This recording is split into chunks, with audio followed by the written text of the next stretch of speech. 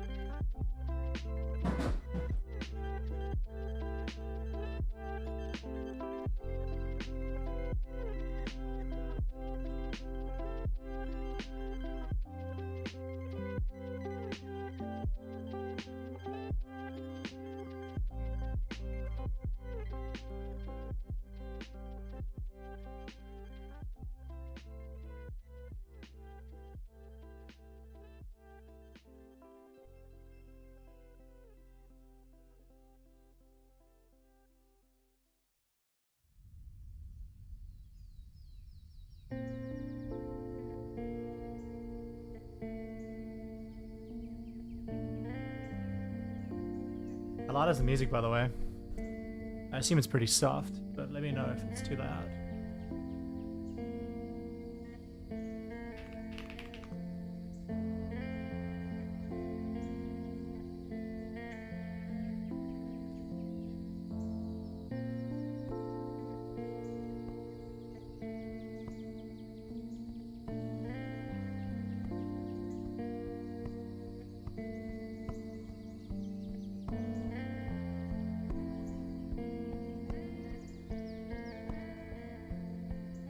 Yeah, I'm streaming to both YouTube and Twitch.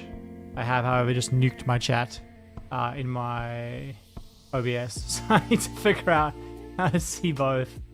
But yeah, I'm just feeding my dog quick, so he leaves me alone. And I'll be around in like, I don't know, a couple minutes? Less than 5 minutes.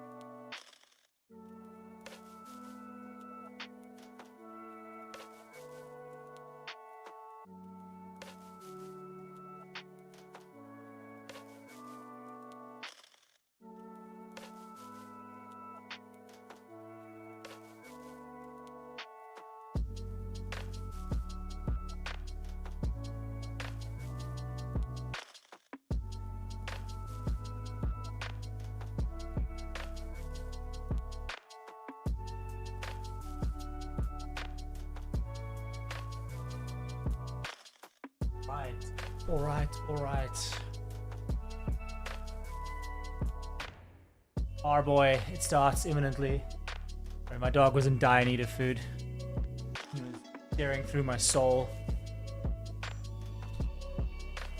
Hello, everyone.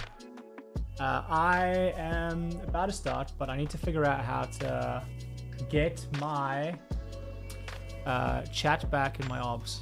Give me 1 second as I troubleshoot. And then I'll be here mentally 100%.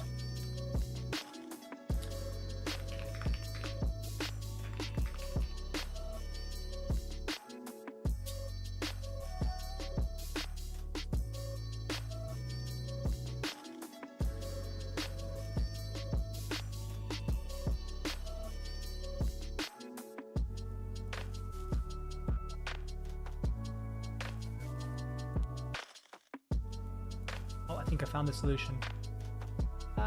Maybe. There we go. Okay, I have chat back. We solved it. solved it. Hello everyone. Just catching up quick, but yeah, it's on both. Hearing on both. And yes, I have tea.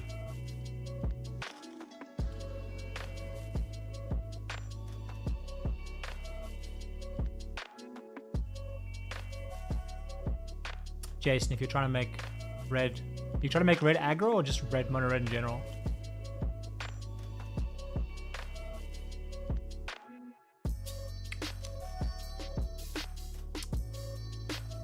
MF, glad you liked the Henzy build. It was definitely, something, that's for sure. Oh, hey JC.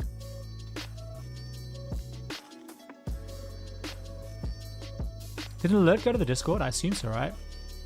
Oh, it did. And it even had the thumbnail. Wow, that's cool. Okay. Sorry. Me learning how to be a creator. Don't worry about it. It's absolutely fine. Hey, Casey.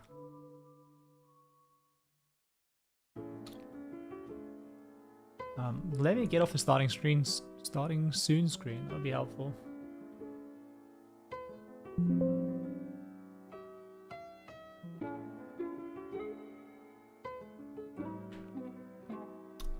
Hello, Cornita. So typically in these streams, I will have a task. Like this stream, I'm probably going to go through some of my older decks that I've made videos about, and I'm going to update them because especially stuff like my Galazeth deck, been a lot of updates in the past couple of sets, and I don't think I've updated an Arca deck because I haven't really played the deck much recently. So I'm going to update a bunch of decks. I also, and probably more importantly, use this as a chance to answer questions and to do Q&A and to help people. I will potentially, if you've got a question about a deck, have a quick look at a deck. If you want to drop it in the chat, or if, I don't know if you can drop it in the chat, alternatively in my Discord and just at me. But depends how long that takes. Like I'm not going to review a whole deck on stream. Not now anyway. If that's something everyone wants, I can start doing that, but it's not the goal. I'm happy I have to ask a couple of questions to answer a couple of questions and troubleshoot if there's something specific that you're stuck with your deck.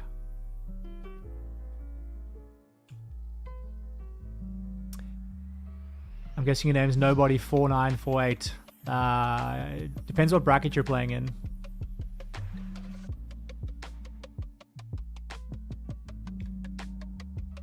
Oh, hey, Evie. Riley Blue Panda. You probably just heard my answer to that. You can, but whether or not I look into it and how much time I spend will probably depend on what the deck is and how much help is needed.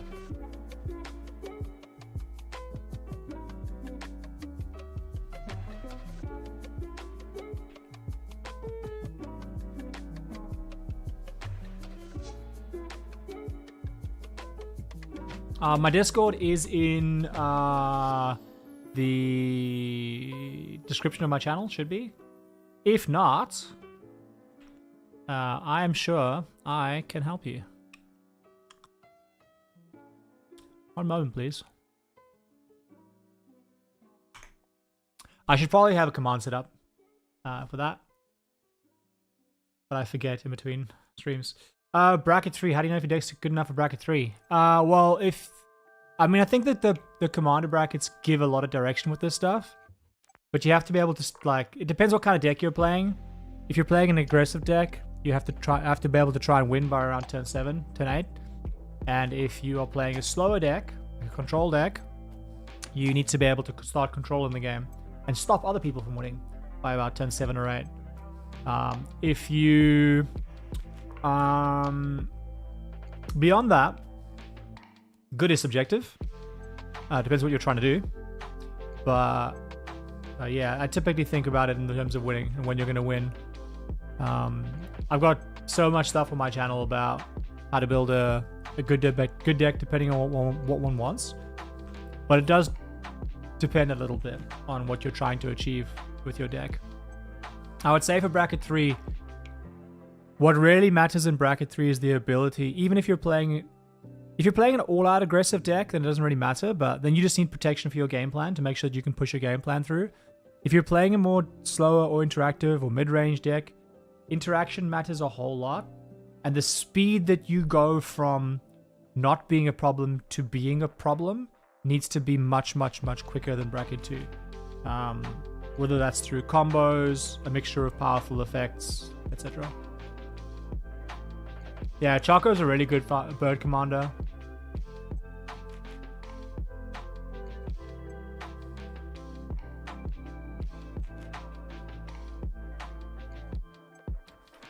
Fathers, what are you struggling with bracket 4?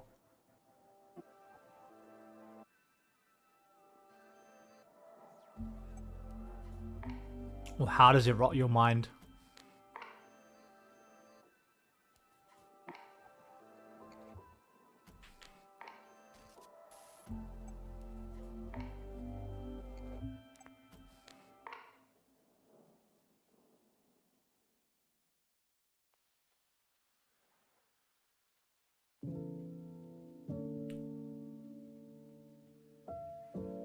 No, you don't need basic lands. You got to be careful though, because someone Path to Exiles your creature and you have no basic lands to fetch.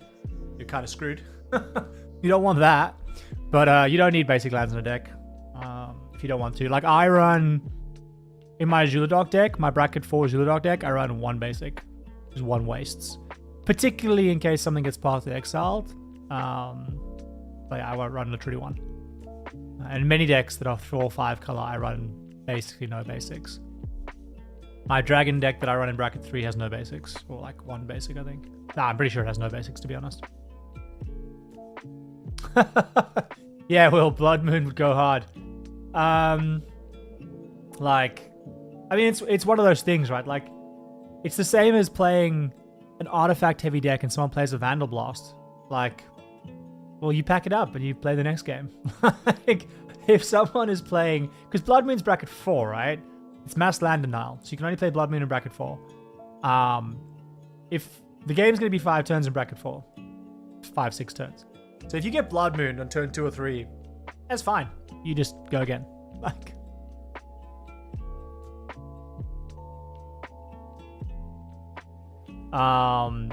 Henny, good question. Do you ever deal with burnout when playing, when deck building?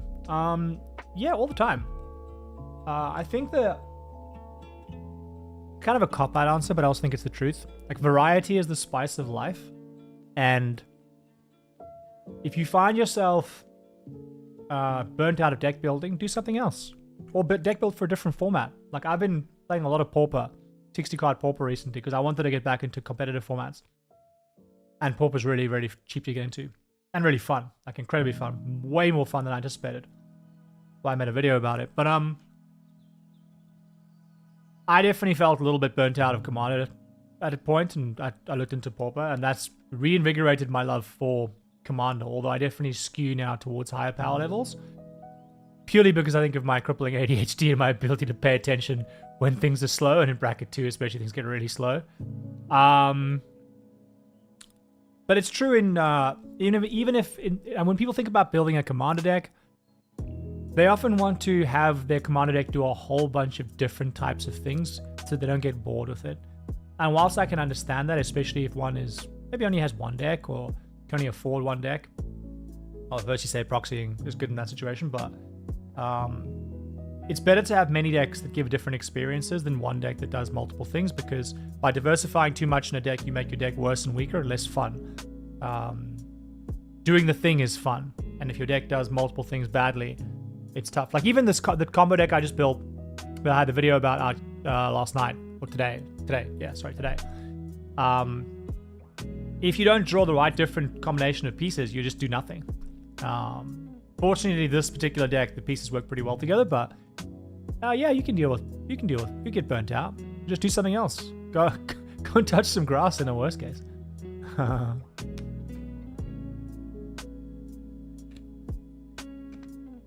Billy Bump, Zuko. I mean, I think that with any commander, there's only so many ways you can build it. I think Zuko, like I always try and make decks that are a little bit different. because I'm a hipster like that. But Zuko wants to go wide. He wants a board of things that he buffs up. That's what he wants to do. Mine was really getting him in a headlock to do something else. I don't know if there's many other ways you can build him, especially because you got a card like Norin the Weary, and like if you're building with Norin, it just makes so much sense to have a wide board. Just some idiot. Great name. How do I handle preventing myself from adding too many sub themes, narrowing down the scope of the deck to bring? I literally just spoke about that, right? And I read it. I'm catching up with chat, but yeah, I think just I don't know how else to say it, but just choose a focused plan. Like when I maybe I'll bring this up 1 second. Canva. 1 moment, please. I just want to get something on the screen to show you. So like, let me just go over here and put this on browsing. Oh, that's the wrong window. 1 moment, please. Change it, sorry. Window capture. Yes, please. Please do this one. There we go. We got there. Okay, so like, if you look on the right here, you might have seen me talk about this before. This is something I often recommend when someone's trying to figure out what to do with the deck. But like a deck can do 5 to 6 things well. And when I say 5 to 6 things, that's including things like ramp, removal, card draw, etc. Obviously, the more that you can synergize those things with your core game plan, for example, if you're playing a Marin deck or a Henzi deck, you can get your card draw and removal through creatures. So really, you are furthering your main strategy by having the things that you want. But when it comes to, again, a deck, you can have 5 to 6 things, right? Because based on the maths, if you have about 8 of a card in your deck, you're going to probably draw it by about turn 6 or 7. Probably, assuming you have some card draw. So you just have to choose what you want. Typically, I like to lean heavily into something like commander supports, and then just pick your poison. I think that the important thing, I don't know if this came across well enough in my recent video where I talk about starting with the end in mind, but like planning out the exact way that your deck goes from 0 to winning really matters. It's like it's easier in a 20 health format or a 60 card format because it's so much easier to see the life points. Like I lightning bolt you, that is what is 3 out of 20. That's like 15% of your life. I've just one spell. Okay, that's 15% of your life. I have to do that six more times and you die. Versus in Commander, where it can be really tricky because you've got 120 life on 3 different people.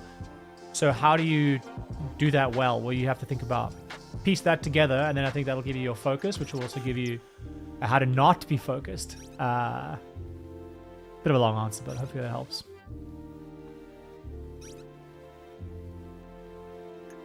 Mr. Crab. Zombie Tribal. I'm assuming you guys have seen this stuff come up on chat, but let me know if not. So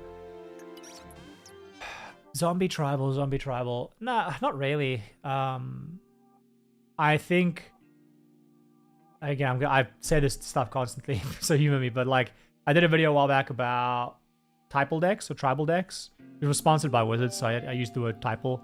Lots of people got really upset that I used the word typal, which I think is ridiculous. It's tribal, typal, doesn't matter. It's just everyone knows what everyone means. But yeah, for zombie tribal, I think not just defaulting to turning zombies sideways. I think zombies is a archetype that works so well with the graveyard and bringing stuff back and creating loops where you bring stuff back. Obviously, there's Gravecrawler that is probably one of the most broken. Is it Gravecrawler? I think so. One of the most broken combo pieces when you add it to like a Phyrexian Altar or something and a way to replay it. Or at least to bring it back. So, sorry, Phyrexian Altar, that's the right one. So yeah, I think just lean into things that aren't combat focused. Recurring your zombies and doing cool stuff that way. Obviously, combat's fine. You can have a card like Zombie Warchief, right? Like if one of my favorite cards that I remember from when I first started playing Magic was I think it's called Zombie Warchief. Undead Warchief, that's the one. From this Nemesis? I think so. Scourge. There you go. Make zombies cheaper, zombies get pumped up. I like that. Nice. Yeah, monoxide. Like, don't get me wrong, there's a time and place for everything. When it comes to playing different brackets, I can still play bracket 2. I still enjoy spending time with friends playing bracket 2, but like, I have to always kind of be a bit of a Grinch, and I'm like, just please think about your turn. Because often I think that also people playing in bracket 2 are newer and often don't have the same muscle memory. Things, and I've talked about this before, but things like thinking about your turn on other people's turns. And when you untap, don't then sit and take 5 minutes to think about your turn before you start playing.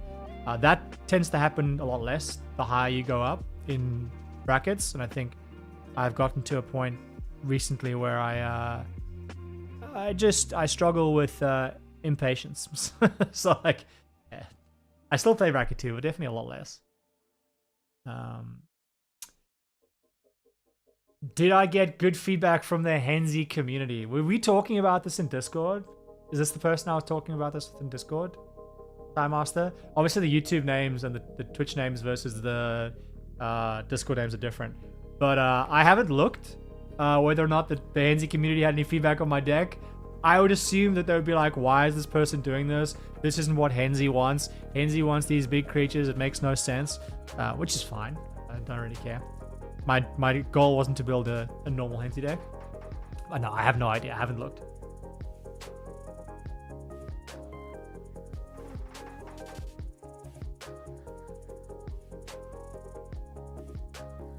Of course I remember the Dina deck, Evie. Helian Decisive Mentor. Let's have a look at that. You can also see I'm 7 minutes behind chat, so I'm going to catch up. Whenever an enchantment control you enters, tap, oh good. Whenever one or more creatures that are enchanted by an oracle you control attack, draw a card. Nice. Nobody, do not apologize for asking questions. That is literally what I'm here to do. So you're not spamming by any means. I'll tell you if you're spamming. It would take a lot. How should you balance a pod when you're in charge of making all the decks and you love winning? Or 3. Play the worst deck. There you go. Problem solved. If you can't win with the worst deck, you need to be a better player. Jokes aside, it was kind of tongue-in-cheek, but also I think it's pretty true. I think building budget decks is really good. Decks where every card can't be over $1. I think that really limits the power on each deck. Of course, you got to be careful of stuff like Light Paws and Zada, Hedron Grider, and those kinds of commanders. But I think if you take 4 decks and you put them on the table and you tell your friends, pick a dex, and you take the one that's left over, I think that'll solve a lot of your problem.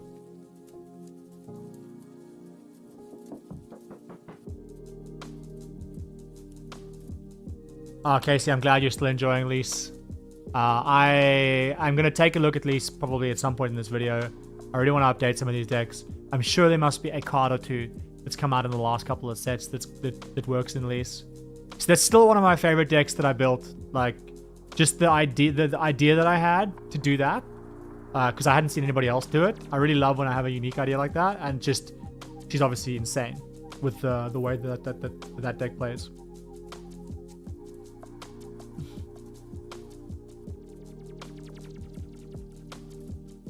Yeah, I feel the point about taking a break, Evie.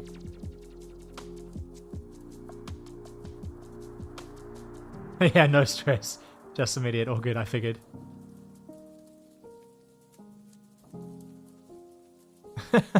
Red Wing. Is it petty to build a mono black bat deck to counter their Angels deck? I mean, I think playgroups have...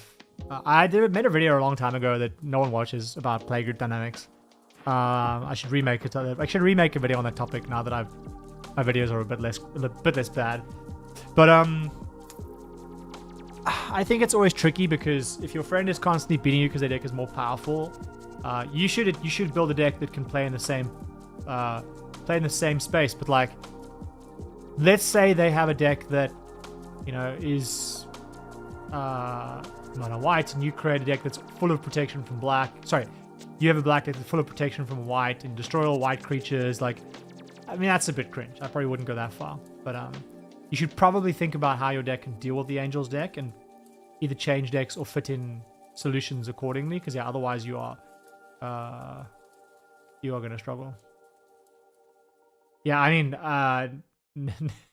Nickel and I don't know if Mono Black Bats count as angels either, but I think the point is more generally, you should want to build a counter deck to counter your friends. And I think the answer is probably not. So you should figure out why your deck can't deal with your friends' decks and put in some solutions. Like maybe you need some board wipes.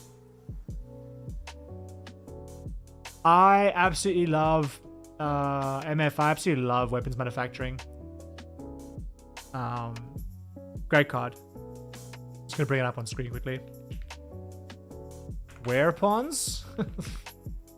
Oh, it is 10 in the morning, or 11 in the morning now. 10:22. So, manufacturing. Well, I can't. Okay, hold on. We'll get there. Can't read. Can't type. Is that manufacturing? How you spell it? Manufacturing? Manufacturing. My brain today. Not there.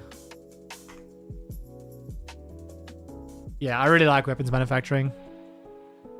I don't know if I've put it in. Did I put it in Ragost? Surely I put it in Ragost. Same set. Like, I'll have a look actually. Let's have a look. I was gonna look at old decks anyway. Ragost, my love. Okay, I see I'm only 8 minutes behind chat. This is better than last time already. Enchantments. Yeah, weapons manufacturing's in Ragost. It's in Ragost. That makes sense.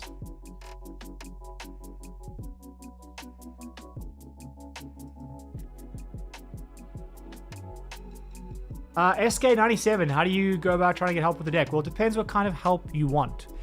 If you have a quick question about your deck that you're struggling with, you're welcome to ask it in chat. If you want me to look at a specific deck, you can try and paste it in chat. I don't know if that's going to work. Alternatively, you can DM me on Discord. My Discord was pasted in chat earlier, or I can link it for you. And I'll open up a DM and have a look at it. But I'm probably not going to go and do like a full deck review. I do paid deck reviews, but I tend to spend a lot of time thinking about deck reviews. And I don't know if I'm going to be able to give good thoughts very quickly, but you can try your luck, and I might have a look and might have some good answers for you.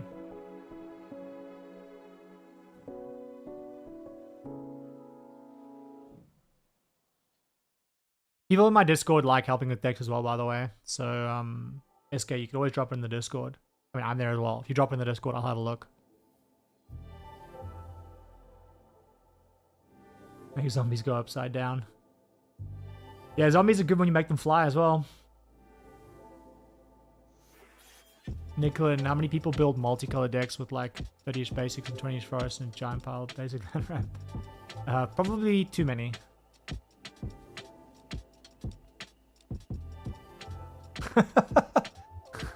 Yeah, Evie, handy Discord. That's why I'm not looking. I don't want to know.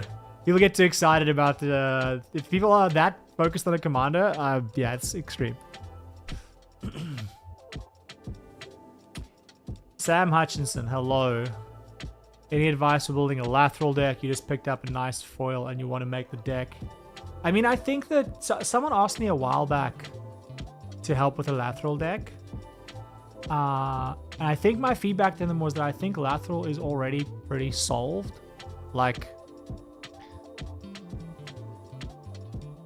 One moment, please. Like... Lathril... If I think about the 5 things, right? Lathril wants to be buffed. Lathril wants to make elves because she's buffed. And Lathril wants to tap to lose life, to force life loss. So like, the way I think of a deck like this working is you ramp into Lathril, or your elves. So you're basically playing like elf, lots of elves with ramping abilities. So like Priest of Titania. There's a whole sub-theme there of paying for large creatures or large spells because you can probably make a lot of mana, but you ramp into Lathril, you make Lathril big, you make a bunch of elves, you get to 10, and then you probably want to have things that untap Lathril so that you can go 10 life, untap 10 life over like 1 to 2 turns to kill the table. That's how I would try and build Lathril. Again, this depends on what you are trying to, what bracket you're trying to play in. If you're playing bracket 2, I probably wouldn't do that. That's probably a bit explosive. I'd probably leave the untapping bit alone. But if you're in bracket 3 or bracket 4, you definitely want to build untapping into your game plan. So like I would have 10 untap effects in my deck at least. Things like Wirewood Symbiote, is that the one I'm thinking of? Wirewood Symbiote. Yeah, there we go. Return an elf you control to its owner's hand, untap target creature, activate only once per turn. So, a card that also, I believe, was originally printed in Scourge when we were looking at Undead Warchief. Yeah, I think that's probably how I would think about building Lathril. It's my hot take. But again, I think Lathril is pretty solved. There's probably not that many cards. Though I would say that whilst Lathril is probably solved, I'm going to do something quickly. So like, if I go and look at my Barbala Saga list, I don't know if I actually have these cards in here. I think I do. One moment, please. Yeah, so this deck has 2 cards, Instill Energy and Nature's Chosen. So Instill... If you have never seen these cards and you're playing a commander or a creature that likes to untap, you are going to love them. This is an old card. Old card. Like, we're talking probably alpha? Alpha probably? Beta? But yeah, you play it on the creature. You can untap the creature. So like, it gives a creature haste. Can attack as though it had haste. Doesn't have haste. Can attack as though it has haste. And then you can pay 0 to untap the creature. So like, if you put this on Lathril, great. The same with Nature's Chosen. Nature's Chosen, which I think is an Ice Age card originally. Oh no, Alliances. Once only printing Alliances. You play it, you can tap the enchanted creature to untap target artifact, creature, or land, or you can pay 0 to untap the creature and activate only once per turn. Now, if I go and look at Lathril's EDHREC, I'm 10 minutes behind chat. We'll get there. Just know if you're talking, if you drop the message in chat, I will get there. I just haven't seen it yet, probably because I'm doing side quests. So if I go here and I look at enchantments, let's have a look if we find either Instill Energy or Nature's Chosen. Nope. So, to contradict myself, Lathril is pretty solved, but I would personally be running both of those cards in a Lathril deck, and neither of them are present on Lathril's EDHREC, which is where most people are going to go when they look at what cards to bring into a deck. So, if you know you want untap, then you go and search for the cards. You're not always going to get those answers on a tool like EDHREC. Also, let me know if the music is too loud. It's pretty loud for me. I want to make sure it's not too loud for everyone else. Dark Q7S, that's a name. You've been struggling to decide whether you should cut some incidentally synergistic cards from your deck as a separate main win con. Would it be a bad idea to run 2 of these old win con cards? Yes, I don't love running lots of old win cons. If I'm building a combo deck that's a pure combo deck, then I'll have a bunch of different win cons. When I say a bunch, like my Stellar Lee deck, which is one of the first like popular combo decks I built on my channel, that has 1 win condition. Because if the game is, it's bracket 4. So if my win condition gets countered, I got 1 way of getting it back from my graveyard, but if that's gone, then too bad, the game's over, it doesn't matter. But if you're playing at lower power, especially like bracket 3 or bracket 2, I don't like having too many alt win cons because often those alt win cons won't actually interact with your main strategy at all, and they feel really clunky to draw unless you have the pieces that enable them. So I think alt win cons are fine if they fit into your main strategy, but maybe 1 or 2 per a deck, and the alt win con shouldn't require like 10 cards out of your deck. It should be like a once off of a card that, you know, can win the game for you. What bracket Gruul non-basic land burn should be? You want to spam Price of Progress. What bracket should a Gruul non-basic lands burn deck be? It could be in any bracket really. You could play it in bracket 2. No reason you couldn't. Obviously, if you're playing it in higher brackets like bracket 3 and bracket 4, you have to make that more explosive. So you're going to want to run things like damage doublers and spell copiers. Like if you can get a damage doubler effect in play, and then you play like Increasing Vengeance. So if you play Price of Progress, right?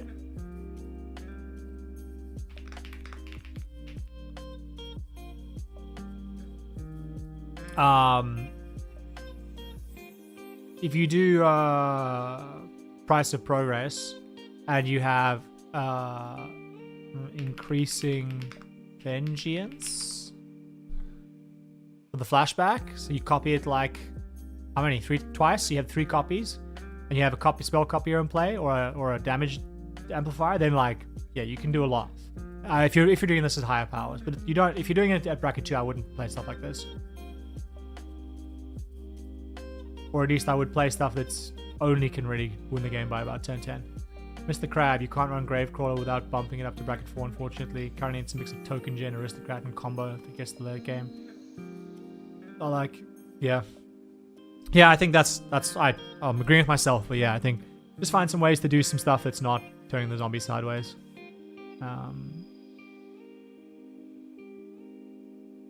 Although I would say that, don't feel that you can't add Gravecrawler without bumping it to bracket 4, because obviously I imagine that Gravecrawler could enable some like turn 4, turn 5 wins for you. If you've got the one copy of it in your deck and you have no ways to tutor for it, then I think it's fine if it's going to open up a whole bunch of other ways for you to win the game around turn 8. In a worst case, you can rule 0 before the game. Part of the pre-game conversation, you can say to the table, hey, just FYI, I've got one combo that can win the game early. If I draw it, I'm not going to play it. I mean, you don't have to tell them. You can just not play it. So I would think of it that way. Just don't then pack in a whole bunch of tutors and stuff and tutor for it, because obviously that's not what you want to do. But you're not adding it, so you obviously don't want to do that already.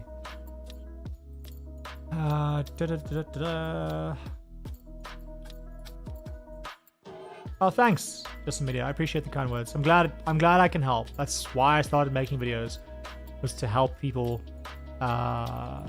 make better decks. Casey, yeah. Lisa's wild. 3-inch puppy. Hey, what a great name. No, so I once the Hobbit set is fully spoiled, I will revisit the Sauron Orc Eater deck.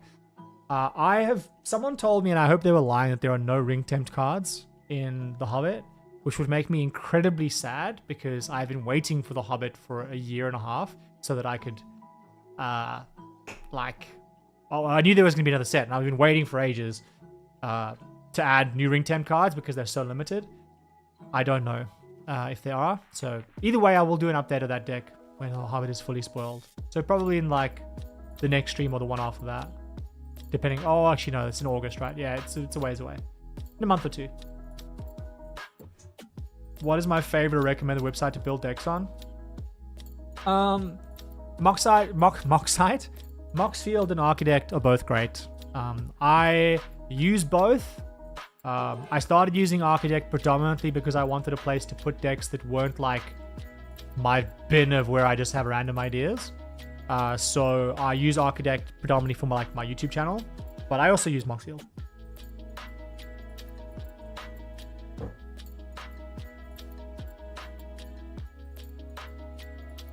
No, nobody. It's 1:30 a.m. Where in the world are you? Where in the world are you? You in South Africa?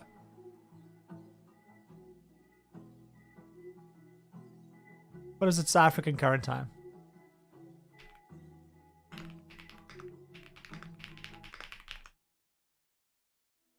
Nah, you're not in South Africa. Close enough. You're saying brew. Brew is a South African thing. Nicolan.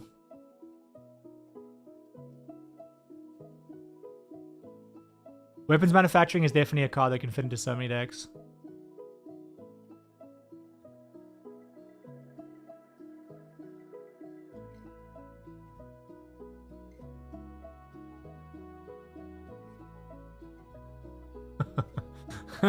Nicolan, with my bracket 4 Eldrazi deck, if someone blows up on my mana rocks, I'm pretty screwed.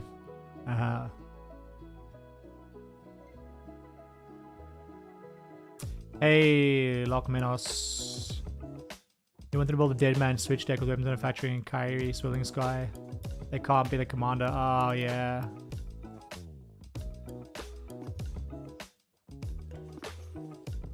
Yeah, I mean, fighting enchantments in Izzet is almost impossible. You could always play a Teemo deck. Or a yeah, Kyrie Squirting Sky. Hold on, is this the right one I'm thinking of?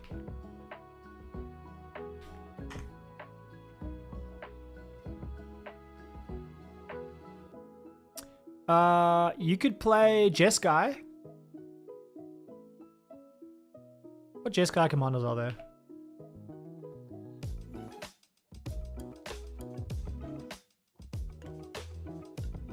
What do we have in Jeskai? Jeskai. I mean, Kaikar could be a commander for that deck. Lots of commanders in Jeskai could work for that deck. So I would say maybe Jeskai is your color combination you want. Boy, can I look at the Commandrite? I can.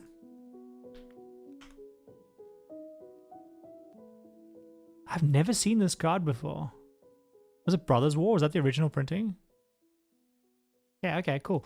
At the beginning of your... speaking of Jeskai commanders, at the beginning of your upkeep, you gain X life, where X is the number of cards in your hand, -4, okay? Whenever you gain life, each advisor, artificer, and monk you control gains vigilance and gets plus X to it, X amount of life you gained. What the fuck? Okay. Tap 3 untapped advisors, artificers, that word fucks me up, and or monks you control to draw a card. This is wild. What the hell? Why does no one play this? Especially because of Sid. Like, how has no one built a Sid deck around it? So I try to build a Sid deck. I've got 2 versions of a Sid deck that I'm not really happy with, so I haven't really spoken about them. But like, Sid goes really hard with this card. Where is he? So artifacts and heroes you control get +1/+1 for each artificer you control. Each artificer in your graveyard. Obviously, artifact creatures and heroes, so you'd have to have an artifact sub theme. But like, this card is really cool. This is a really cool commander. Really strong as well. Like, really strong, because it gives you a way to end the game, which is your buff, and it gives you a way to not die, because you're gonna want to gain life, and it gives you ways to draw cards. So this is wild. I would definitely be building that if you haven't already. Boy, I would be building Commandrite. That seems really, really good and really fun, because not that many people play advisors, artificers, and monks as a creature type. Like, yeah, I think that's really cool.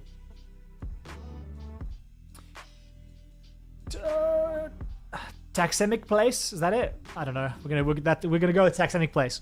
How do I work around decks that are very commander dependent besides adding protection? Add more protection. That's pretty much it. If your deck relies on your commander, you just have to protect it. That's your only plan. Unfortunately, that's the only answer that there is, I think.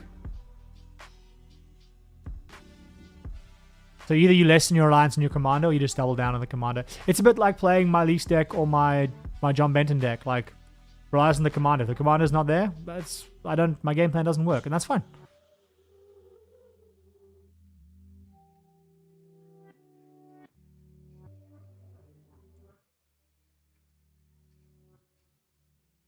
Formidable Speaker is a banger. I really like that card.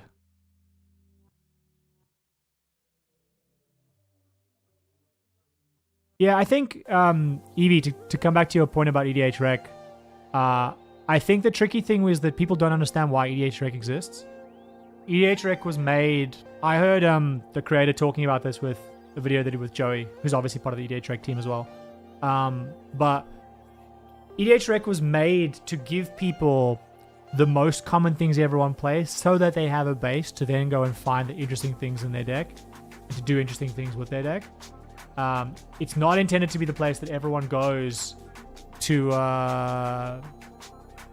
get all the cards for the deck. That's literally not the point of it.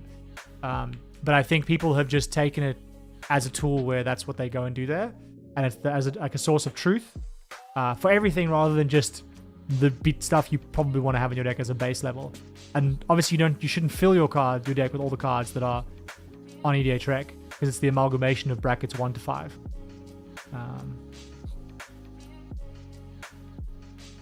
It's an absolute pleasure, Sam. Oh. Sorry, I'm just getting to the music now. My bad. So the music has been loud for a while. Obviously, I literally just changed it because I felt it was loud, but... Hyperion, can I give you a take on Tasigo the Golden Fang and what I think would be the best way to build it for bracket 2 and 3? You've been trying to build it for months with mixed success.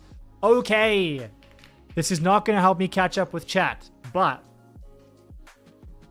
hey, P-Sight, nice to have you back.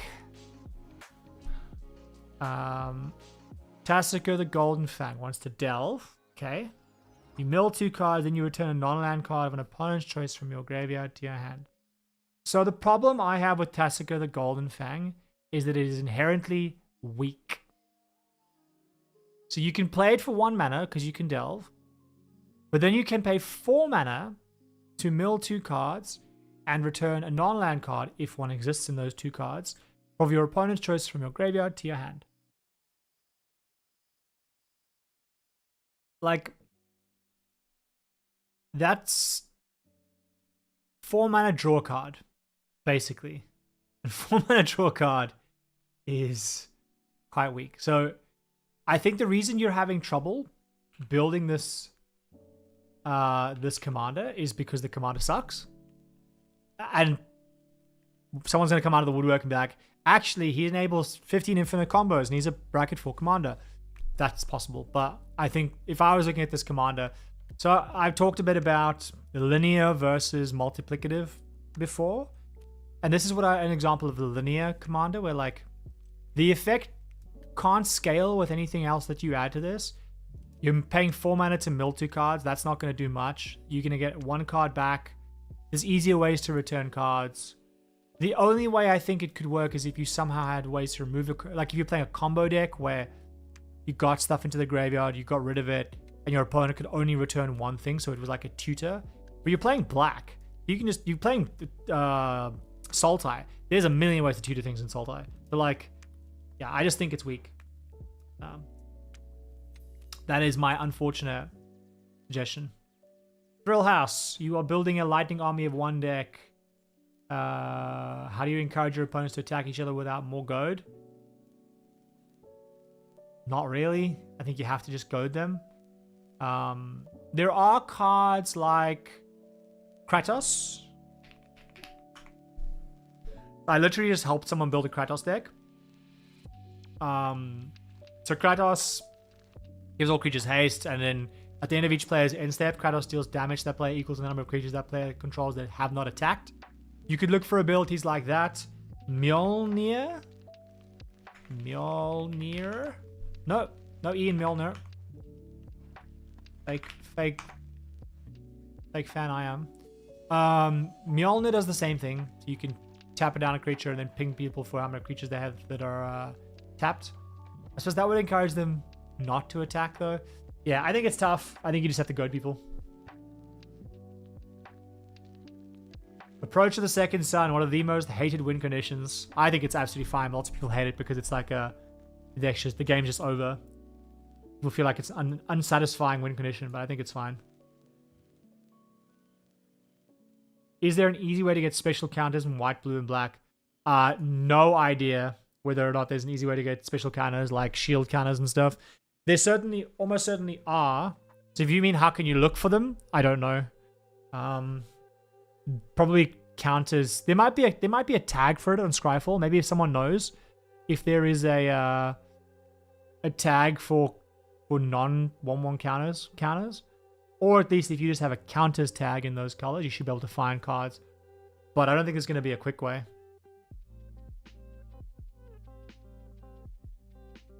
The best thing I've got for you is Tidus is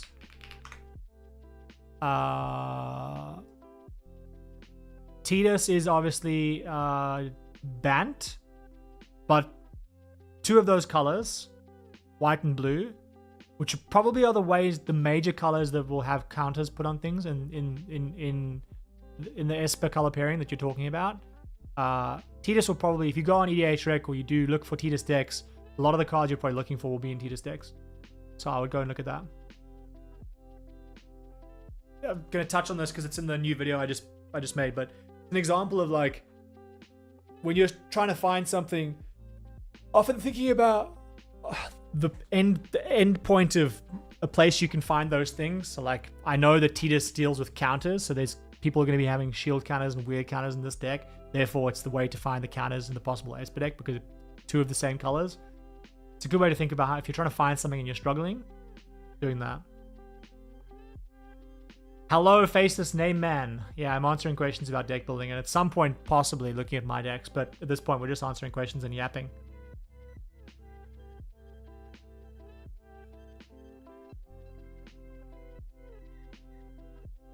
Got late night Europeans here. And people from the United Kingdom, given you're no longer European. RIP. Thanks, Brexit. Zarek, you have a Hilda deck that has opposition and intruder alarm that can... You have mentioned opposition and intruder alarm. You are going right to jail.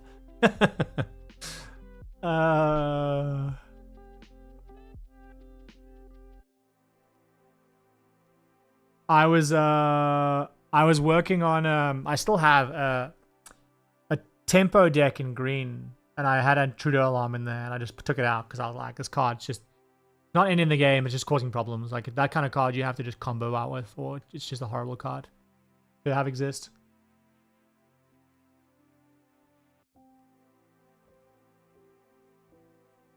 Okay, we are 10 minutes behind chat.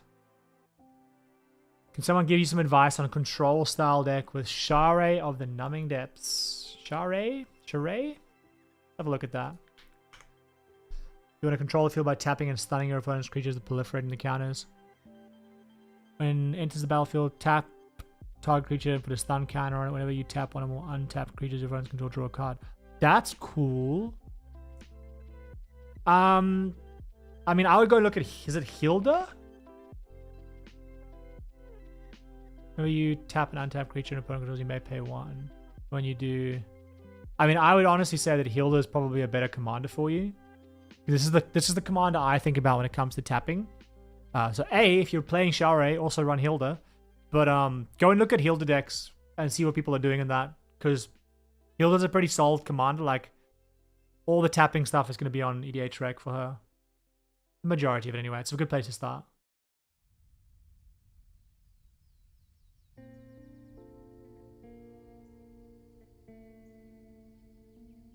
Do I have any recommendations for Sauron the Lidless Eye? Freakish one. Let's have a look. As a commander, I assume. When Sauron the Lidless Eye enters... Man, that art is so beautiful. Gain control of target creature and opponent controls and untap against haste. Creatures you control get bigger. Each opponent loses 2 life. Again, this is kind of...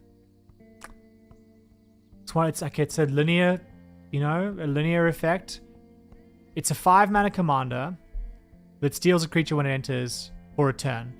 That's a pretty bad ability for 5 mana. You can do that in red for like 2 mana, 3 mana. Maybe even 1 mana. The second ability though is much better. So creatures you control get +2/+0 until the end of the turn. Each opponent loses 2 life. So if you were trying to make this deck be good, I would say you either want lots of creatures, so making lots of tokens, things like Mobilize, lots of stuff in Tarkia Dragonstorm makes tokens. So I would say you want to make lots of tokens that you can then buff up, or you want an infinite mana combo, and this is your win condition because you can just pump the infinite mana in here and each opponent will lose 2 life infinitely. But then you need ways to make infinite red and black mana. So those are the 2 angles I would go. I think the infinite like life loss the infinite life loss example is one that's good for higher power, and the wide board pump up creatures is better for lower power. That's my hot take with Sauron the Lidless Eye.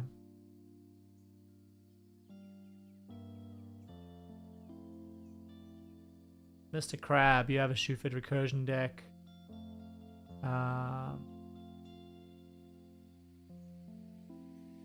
That runs Hoarding Broodlord. We're not sure what card you should tutor at XL for with it. What creature? Or not sure what card you should tutor for XL with it. I mean, I don't know what would you want to tutor for in that deck in the first place? Shoot If It I really struggle with because I feel like it's a bait commander to me anyway. Like you can reanimate a big creature, but it's just a big like empty body. We blocked by 1/1s. It's really tricky to make that be like a real powerful threat. But you tell me I maybe misrepresenting the commander.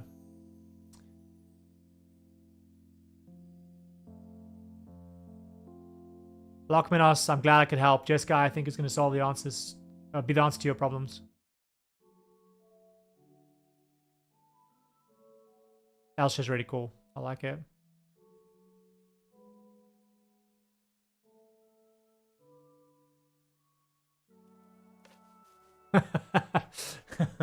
Rangecraft, you're a criminal with your black deck. I assume you're just infinite combos everywhere, right? It's a really cool commander. I really like it. Obviously very strong as well. And an absolute pleasure. Taxemic place. Fear of Legend. Okay, here we go. We got there. Most decks except one creature. Yeah, you can have lots of creatures in your decks. That's fine. Nothing wrong with that. What are my thoughts on Fractal Tender from Strixhaven? You feel like it's a great card that's been overlooked, but you mostly build budget? Fractal Tender.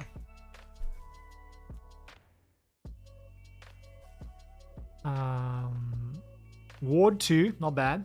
Increment, whenever you cast a spell, if the amount of mana you spell is greater than this creature's power, you put a 1/1 counter on it.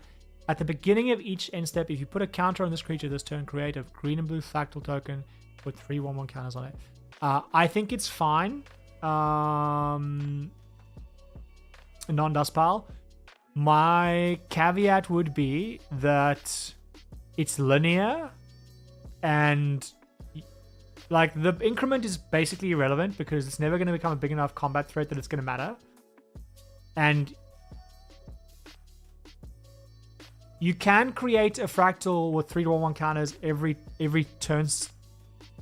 individual turn, so you could make 4, technically 5, I think, if you have instant speed stuff per turn cycle. So you could make 4, let's say 4 3/3s per turn cycle.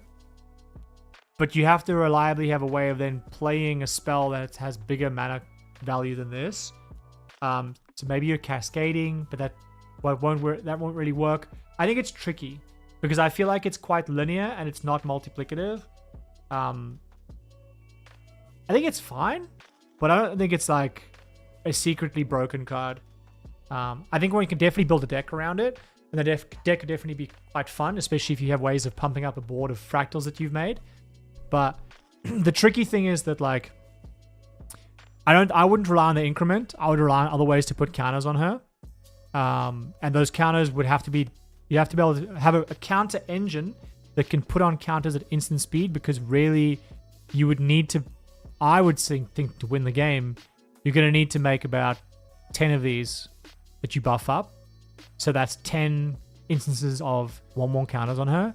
So after let's say you ramp her into play on turn 4, between turns 5 and 7, for this to be maybe a bracket 3 or bracket 2 deck, how are you putting 10 1/1 counters on her in 10 individual turns? You've got a bracket 2 emo cakes, a bracket 2 Sid deck. It's like 15 Sids and a bunch of airships and Spirit at the helm. Yeah, Sid is really fun. So I'll show you my bad Sid decks.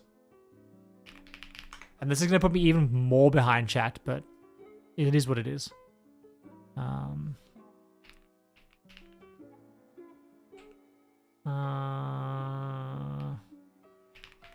Is this my Mox field? No. Is my Mox field?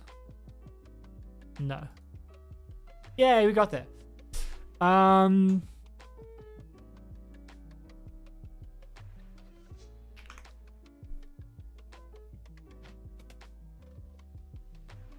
So open up this one.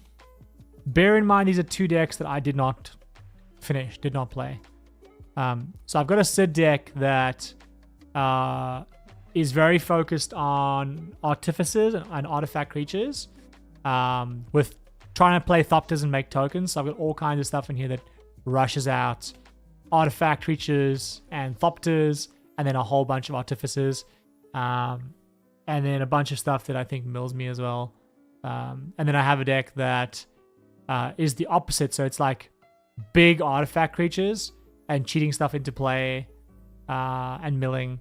So, and then obviously lots of artificers. So figuring these out, but they're not great by any means. Nickel and Rucker, you have a... What is this card?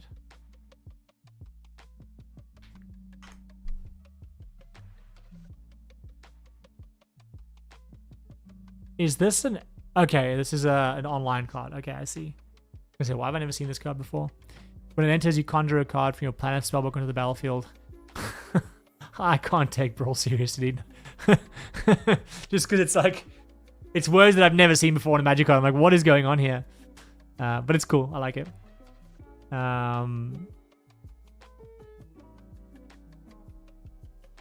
What are my favorite cards you can run any amount of?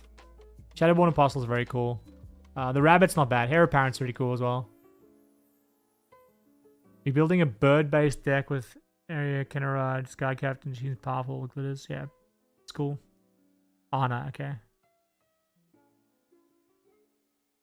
Hyperion, it's always a pleasure.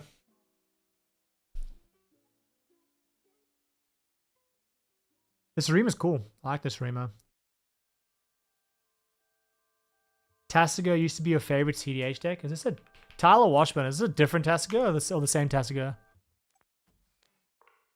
I mean, but yeah, if it's CDH, fair enough.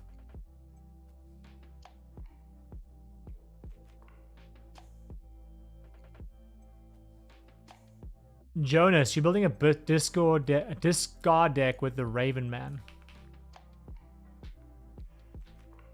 The Raven Man.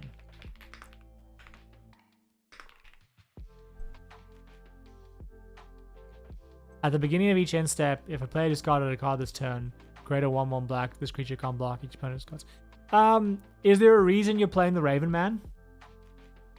Raven Man is incredibly cool from a thematic perspective. I think it looks so cool. This art's infinitely better than the other art, but I feel like the payoff is pretty weak. Because can you only make 1 bird per turn? At the beginning of each end step, if a player discarded a card this turn, create a 1. Let's actually just ask the bright Google.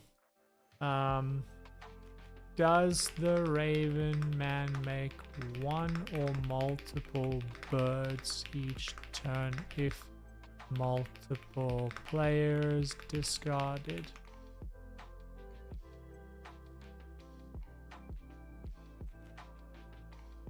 Makes only 1 if each end step, if yeah, okay.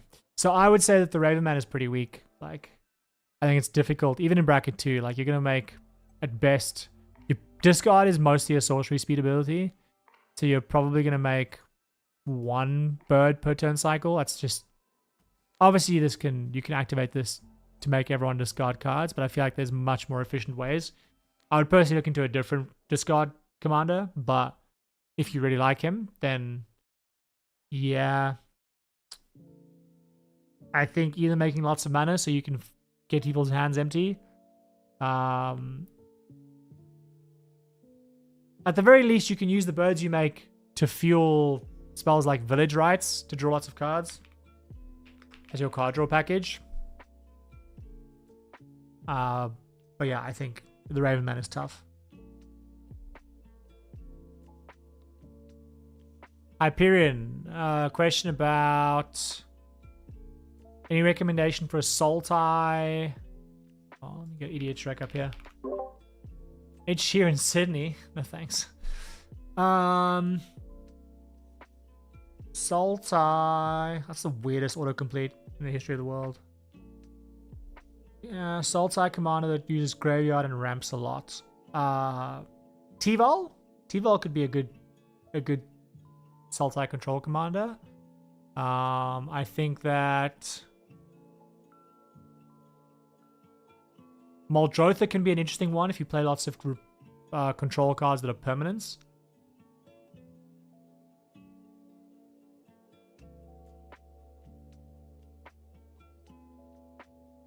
Simone and Dina maybe is an interesting one.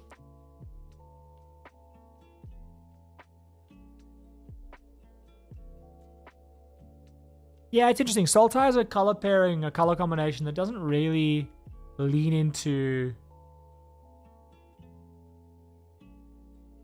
the control archetype much, which is weird.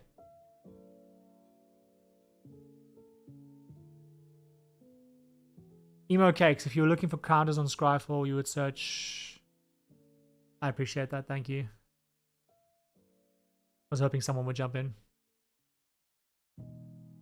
Bing Bong, have I changed my mind about combos? I have a video where I say they're bad for casual, but recent decks have a bunch of them. No, not at all. I think combos have a time and place. So like, I think, so the video that you're referencing, which is the one where I crash out about bracket 3, is because I feel that in bracket 3, the way that so like people are like water. They're gonna fill the container that you put them in. So like, because of the rules that in bracket 3 you can have a 2-card combo and it can win the game on turn 7 or turn 8, whatever the exact turn is. People are going to optimize their decks to try and win the game mostly. Someone, not everyone has to, but someone in the pod is probably going to win the game on turn 8, turn 7 with a 2-card or maximum 3-card combo. Because that's what the rules allow. And if you don't do that in bracket 3, chances are someone else is just going to win the game on turn 8. You'll have played your game, gets to turn 8, someone goes, here's my combo. Everyone goes, oh, I have no counter spells left. Game over. That was my frustration. I felt like, especially in bracket 3, was set up for failure because that as an experience is so far away from bracket 2. There needs to be something in between where you have stronger decks that can win the game earlier, but that aren't just going to die to a deck that goes, here's my 2-card combo on turn 7. Combos, I think, are absolutely fine at lower power, especially as long as they are clearly communicated, people know what to look for, and they are orchestrated. They don't just happen out of nowhere. So I'll use my Golbear's deck as an example. That was a deck I built specifically to kind of test this theory, where Golbear's is very clear. I need 8 artifacts in play to trigger him. It's a clear thing to watch out for. And I tell people, I win by milling half my library and having the 8 artifacts in play and going to my end step. If I have close to 8 artifacts, you should be concerned. If I have no cards in my graveyard, you have no room for concern. I tell people how I'm going to try and win. It's like explaining as a villain your plan so that someone can, like, the hero can try and stop you. So I explain the plan, people can try and stop me. Because I feel like that's a fair game to have. But I think combos are still much better at higher power. Again, if you look at the deck that I built for this person, the one yesterday, the Henzi deck, this is a deck that's supposed to be able to play at the highest levels of bracket 3 and also survive in bracket 4. And at that point, I am definitely going to recommend combos. But if someone has asked me to build a bracket 2 deck, combos are the last thing on my mind. They're not the default way I would win the game, unless someone specifically asked me to build them a combo deck. But I'm probably going to lean towards your more telegraphed win conditions at lower powers. That was a long answer, but hopefully it helps. Good randomly happy question. Evie, what's been my favorite deck to review make for a commission? Obviously yours. What do you mean? That's a good question. Let me go to my architect. So it's tricky, right? Because there's a difference. Some decks teach me things, and some are just really cool to work on.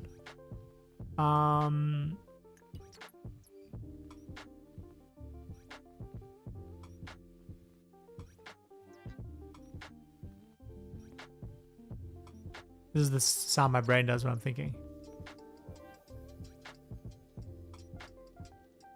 Probably one of the coolest decks that I've worked on. And I don't know if he's here. Probably not. But this was a deck that someone asked me to help them with.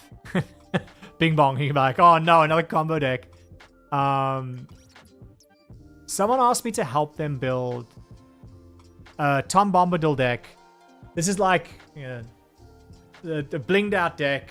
But they wanted me to help them build a Tom Bombadil deck that could play it like bracket 4. High bracket 3, bracket 4. And it was tricky because Tom Bombadil is a commander, if you know what he does. I'll load him up because this art is impossible to read. As long as there are 4 or more lore counters on sagas we control, he has indestructible. He costs 5 mana. And whenever the final ability of a chapter or saga we control resolves, we reveal cards from the top of our library until we reveal a saga card, put that onto the battlefield, and the rest goes into the bottom of the library. Triggers once each turn. Now the problem with this is that the game is often over by turn 4 or 5 in bracket 4. And Tom Bombadil costs 5 mana. So that's the first problem. The second problem is he only has indestructible when we have multiple lore counters on sagas, which means we have to play multiple sagas before we get him into play, which is potentially a problem because most sagas are overcosted because they have lots of value, but they're quite expensive mana-wise to play. The third problem is that to be able to get value from Tom, we need him in play for multiple turns, which again, in a 4 or 5 turn game, especially when he costs 5 mana, it's not really going to happen. So I had to try and work with that, and I recommended that the deck is played only in... I know some requirements, like Chromatic Lantern is in here, etc.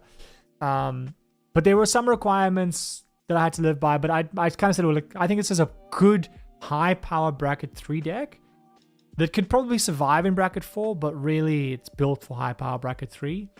And the win conditions that I came up with were Coalition Victory, because it allowed Tom to be part of the win condition, but also gave us an explosive win con that could perhaps, keep up with decks in bracket 4 or bracket 3. And then I had things like, where are my categories? 1 second. Where are my win cons? Hello? Win conditions? Oh, they're over here. So I had Bahamut, and I had Terra Mystical Adept. And Terra, you can flip her and you can go infinite by copying her. So like, this was a really cool deck to build because I really had to try and figure out how to make this deck work. And largely the sagas became part of our card draw and removal engine. So I made the sagas work in a bracket 3 environment, but it was a real challenge to make this deck work, and I had to think really hard about, probably the hardest I've had to work on a deck to try and figure it out. I really struggled with this one.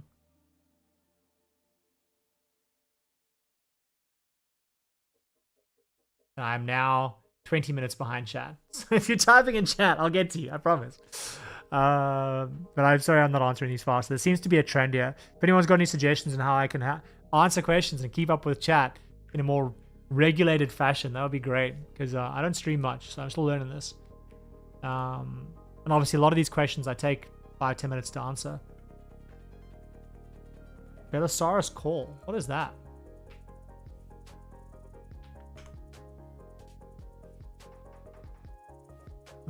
Belisarius?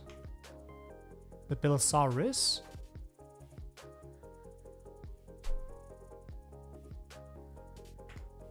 I've never heard of this card. Is this a card? Oh, there we go. Oh, I was going to say, I thought it was Warhammer. It sounded like a Warhammer name. Oh, that's cool. Iridium. How much of your curve do you reckon you could skip if your commander ramps a lot? You have an Erroneous Gloomstalker and Guild Artisan deck that is currently able to skip to 7 mana very consistently, and you're wondering if it's funny enough to skip all 5 mana. It depends.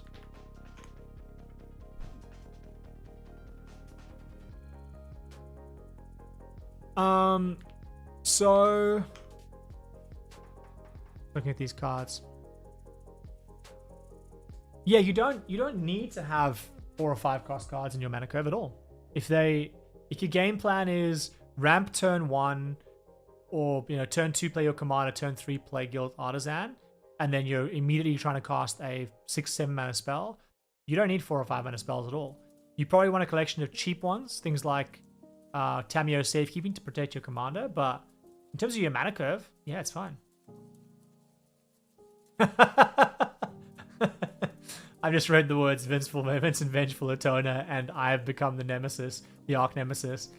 Yeah, I'm not surprised. The deck does what it's supposed to. It's an aggro deck. It's going to try and win the game by turn 5 or 6, or not at all. Try and be ahead of the curve in bracket 3. It's obviously very you can mess with what the deck's trying to do very easily, but.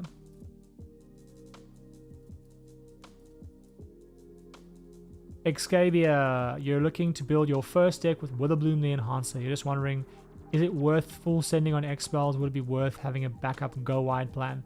I think so. I started Excavia to try and start building a Witherbloom bracket 4 deck. What bracket are you building your deck for? That would help me. But I think, yeah, just send on the combo angle.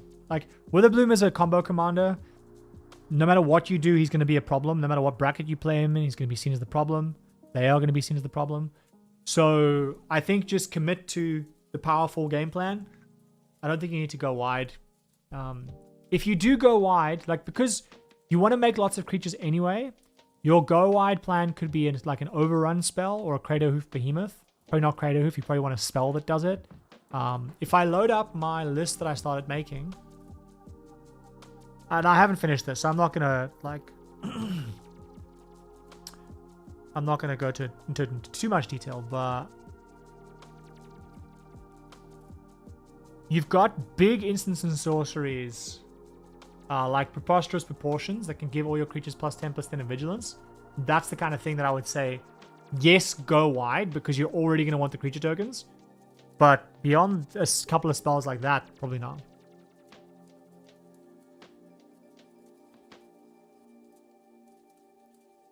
Tucker Techno Lord, great name. Do I have any advice for board wipes in your Amalia deck? Only wipe you have that you're super happy with is Dustful Dawn. Well, it depends on. So there is a wipe in my one moment, please. Skull Breezy.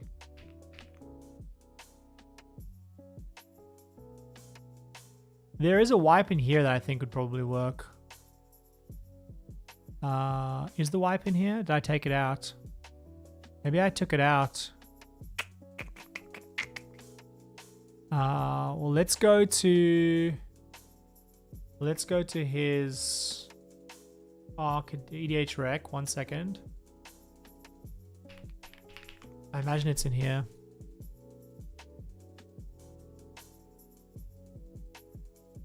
Mandate of Abaddon could be quite good for you. You choose target creature you control, then you destroy all creatures with power less than that creature's power. That could work in an Amalia deck.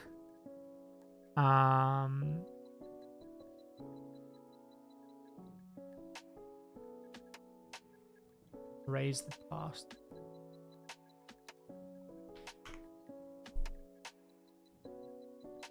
Return all creatures. So if you're planning to kill stuff anyway, I think that I would look at lots of the board wipes that kill everything but one creature. Stuff like Promise of Loyalty.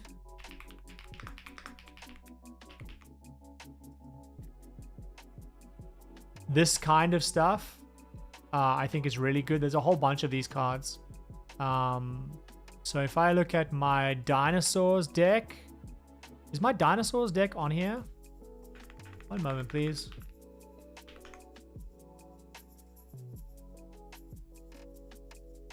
Kind of. It's clearly not 100% built in this place. Slash the ranks, single combat, Promise of Loyalty, by invitation only. These are the kinds of things that you probably want in that deck because it'll keep Amalia alive and destroy everything else. Which I imagine you want because then it keeps the counters on her, right?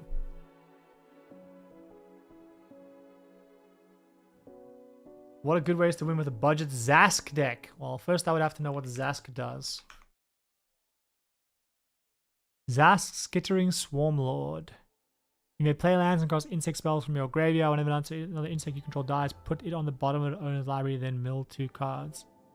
Target insect gets bigger and death touch. I'm not sure, to be honest. This is the kind of thing I'd have to spend some time with, so I'm probably not going to answer this right now, just because I think that I don't know insect decks well enough, or their win cons. But I would think that you want to make lots of insects. I think Zulaport Cutthroat effects. So whenever a creature dies, each opponent loses 1 life, you gain 1 life. Those effects paired with lots of insects that you recycle the whole time. And cards that allow you to play stuff from your graveyard and graveyard recursion, so you can pull stuff out of your graveyard and play it again. Sack outlets, so that you can sacrifice things. Yeah, I think that kind of stuff would probably work quite well in a deck like this. Giorgio Lopez, no. You just ask questions and I will get to it at some point.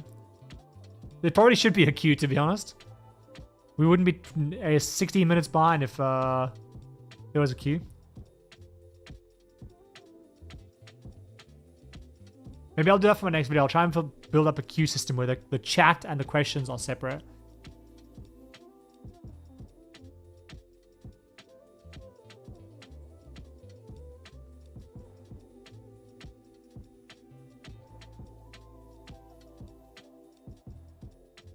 So Jesse, let me have a look here. I actually built a Dina deck. I mean, I'm not going to try and discourage you from playing Marin because Marin's great. But I might have a Dina deck for you. Not here. Not here.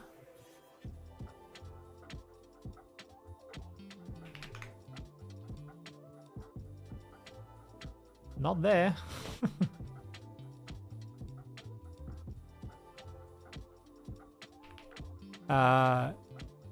This was me tinkering with a Dino deck.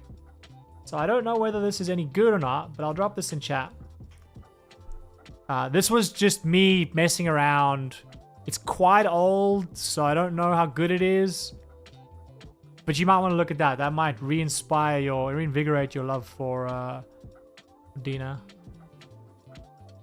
Quasi Revenant's a banger.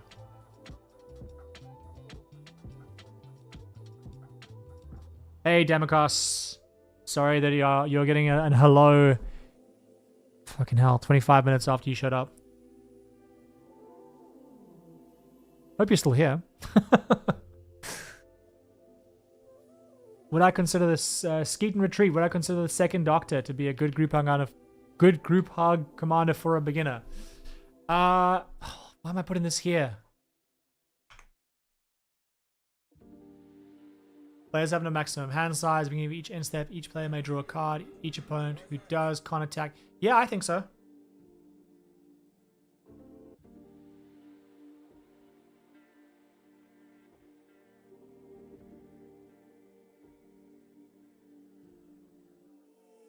I think it would make a great group out commander, to be honest.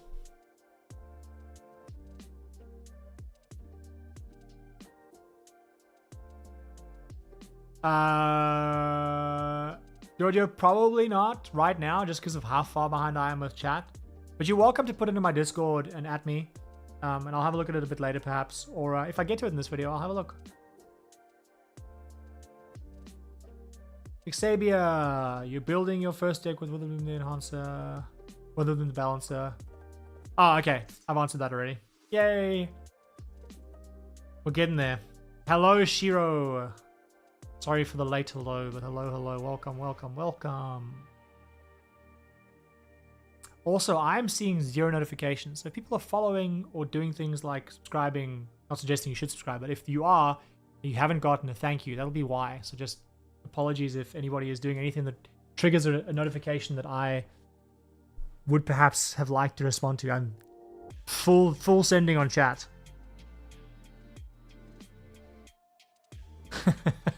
Skeet and retreat, Ed Sheeran stand exposed. I don't dislike Ed Sheeran. I used to like him a lot more when he was newer, before everyone else liked him. Now I think Ed Sheeran's really cool as a person and as a musician, but I don't really love all his newer music. I did used to like him a long time ago. I thought his like earlier acoustic stuff was better than a lot of the more produced stuff he has now. But I have a lot of respect for that man. He also has a great watch collection, if anyone's into watches.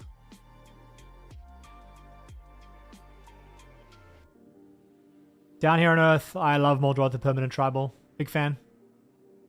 Nobody. Is there any other command that is both multicolor and go wide to make a creature go tall deck like Micro Tyrant?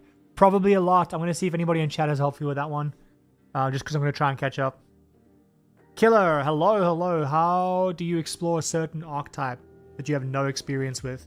Go adventure. I mean, if you want to play a certain archetype, let's say you want to play Spellslinger, Google best Spellslinger commanders. You'll probably get some stuff on Reddit that'll come up. Go and explore. Go and look at what people say. Go and look at different commanders, see what you like, see what jumps out at you as something that you might like to play. Don't overcomplicate it. Like, I think that it's such an intimidating hobby, Magic, especially when you're newer. There's so much information. Just explore. And I would say, whenever you don't know enough, go and find examples of... Ideally, you want information you can trust. So, like, if someone says they've got this absolutely sick Spellslinger deck on Reddit, don't necessarily take that as gospel, that it's a good deck. But maybe you go, oh, wow, I saw this person has a Galazeth deck. I'm going to go explore Galazeth Prismari Spellslinger. Then you might find... You know, if you look at videos on YouTube or something, if you like, let's give you an example, right? So like, maybe you saw, okay, this Galazeth looks really cool. So I'm gonna go Galazeth Prismari Spellslinger. You might find Commanded by Danon. Maybe that's a good video. You might see a video by a certain frog that says that you could build a Spellslinger's Dream for $50. Not $50 anymore, probably. It's probably $100, but inflation in 2 years. So I would recommend that you go and do that. And like, good Spellslinger commanders. Don't overcomplicate it. Again, you can go look at this. There's 290 comments on this thread from 10 months ago. There's a video here. Like, there's tons of places you can get experience with it. And then if you find a deck or a commander that you like, videos are probably what I would recommend on YouTube, because people will talk through their thought patterns and stuff. Whether it's me or someone else. Always happy to recommend other good YouTubers as well. That might do videos similar to mine, but in more depth.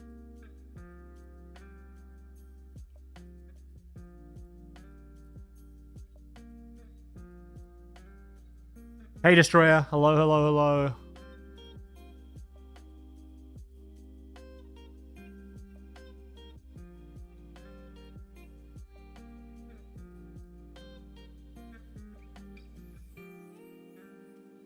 I'm just reading chat. I'm now on 11:09, gang. We're on 11:09. So I'm going to answer some of these selectively. McGoob, hello. You have a Bracket 2 Sephiroth deck that has some combos in it with Nether Traitor, but it's finite. You need 3 to 4 other cards to really make use of it. I think combos in Bracket 2 are absolutely fine. Do people know they're coming? Great. Can people react to them? Great. Do they win the game before turn 8, turn 9? Sorry. Do they win the game before turn 10? Probably a bad thing. But if you can only really assemble your combos by around turn 9 or 10, I think it's absolutely fine.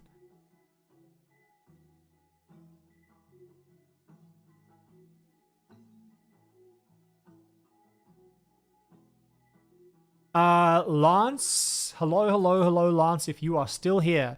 I have not made a high bracket Mendicant core deck. I'm going to recommend someone who I know has made a Mendicant core deck. One second. YouTube.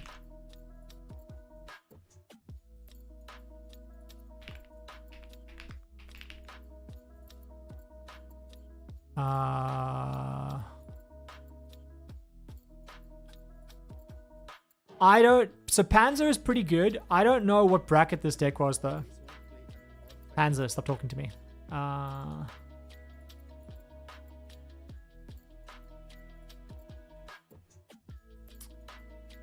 Bracket 3, okay. Okay, well then let me just look at Mendicant Core from my perspective. One second. Because I remember thinking that I'd really struggled to make him a high power commander. That's a good exercise. So okay. I'm going to quickly assess Mendicant Core from the perspective of, do I think he works in bracket 4? Okay. He costs 2 mana. That's good because it means he can fit in our mana curve in bracket 4. His power is equal to the number of artifacts we control and max speed whenever we cast an artifact spell. We may pay 1 if we do copy it. If we have no speed, it starts at 1 and it increases on each of our turns when an opponent loses life. Max speed is 4. The problem I foresee with Mendicant Core is that you play him on turn... In bracket 4, there are ways you can play him on turn 1. But let's assume you're playing him on turn 2. You get 1 speed. You now have to deal to make your opponents lose life in blue and white. So ideally, you're probably doing that by hitting them in the face, which means you have to give them evasion. Turn 3, you go to 2 speed. Turn 4, you go to 3 speed. Sorry, turn 3, you go to 2 speed. Turn 4, you go to 3 speed. Turn 5, you go to 4 speed. You can only copy artifacts on turn 5 or later.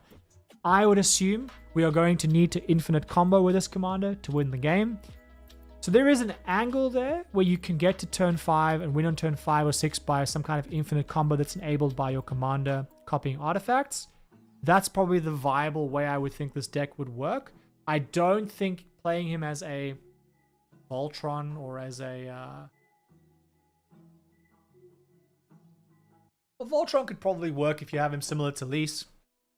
But I think you need to choose an infinite combo route or a Voltron route. You're in the right colors for lots of protection. Anything in my Lise deck is probably going to be a good fit here, although a lot of it isn't built to be cost reduced. I think he's a tricky one because I thought of max speed and I was like, you really want to get the artifact copying here. It's tricky. I don't have any great suggestions on cards to include, but I think in terms of direction, it would be infinite combos or Voltron. He kind of leans... The problem is that you're not going to be able to kill everyone at once with Voltron. You're going to take a couple of turns, and that's going to be tricky. Probably not a great answer for you, but I think he's a tricky commander to do well in bracket 4. I am, of course, talking about like high bracket 4, and I know some people's bracket 4 definition is different. What would be a commander that does something unique with sagas? Not many, to be honest. Sagas kind of do saga things. Tan Victini, how do you find win cons for your decks? That is a great question. I'm going to lean back on what I just said, which is if you don't know, go and research and find what other people do and use that to learn what kind of things those decks are doing to win. And if you want to then find a deck that's in the same power level as you, ideally.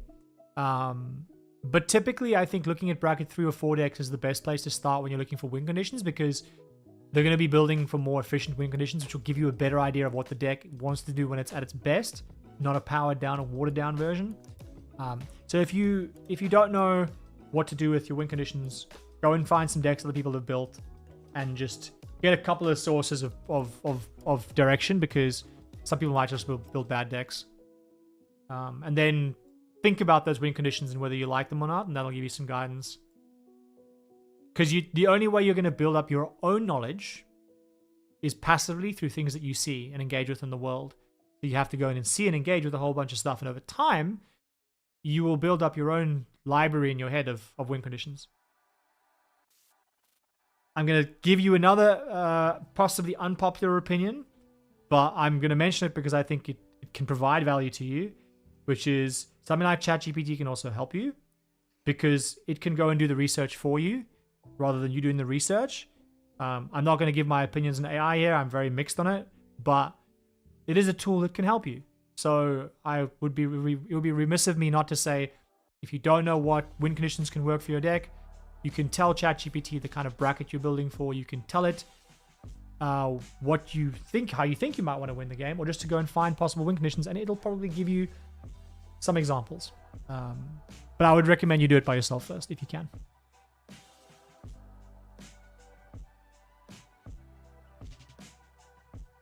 Jay Chillin, you're trying to build a Rassilon War President deck with the new spell prepared mechanic. Any good ideas for ending the game with combos? Relatively new to Magic and struggling to find a way to close the game out in bracket 2 or 3. I mean, honestly, probably what I just said is the same thing I would say to you.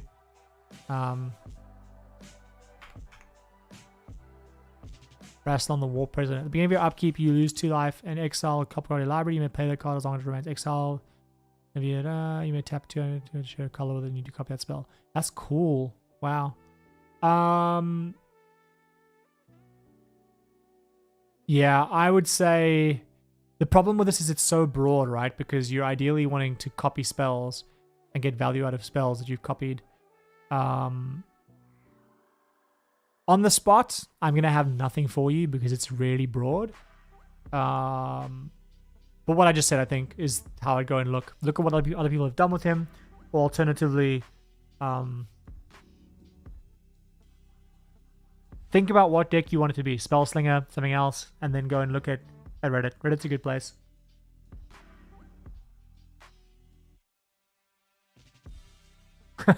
All good, Xavier. We got there.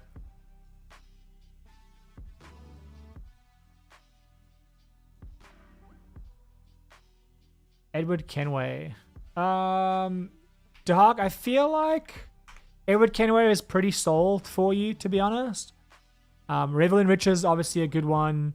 Mechanized Production is one. There are others. Rise and Shine. Rise and Shine's another one for you. But like, I would be shocked if Rise and Shine is not an Edward Kenway's. The Rise and Shine makes, or you can overload it to make all your artifacts 6/6s. It works well with your treasures. But I would be shocked if Rise and Shine isn't or maybe not. EDHREC failing us again. Yeah, Rise and Shine is something I would say. You could probably just Google what are cards similar to Mechanized Production or Rise and Shine. If you look at, do I have this in my? Hey, we had Galazeth in the thumbnail. Probably have to load up the deck at some point, right? Galazeth. I think I had Rise and Shine as a win condition in my Galazeth deck.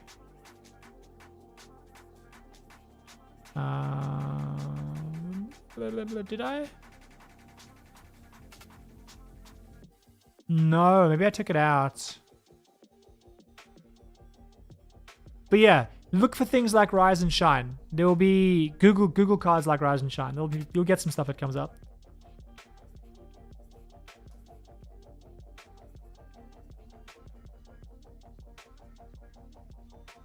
Hey Ecstasy, if you're still here, I am going to think about Teenage Mutant Ninja Turtles for you. Did I see any commanders that I thought were great? Not really. I think that the mechanics, Teenage Mutant Ninja Turtles has some really strong cards, but I feel like most of the legendary creatures were pretty basic. Because it's a set that's aimed at new people, the mechanics were strong but not complex.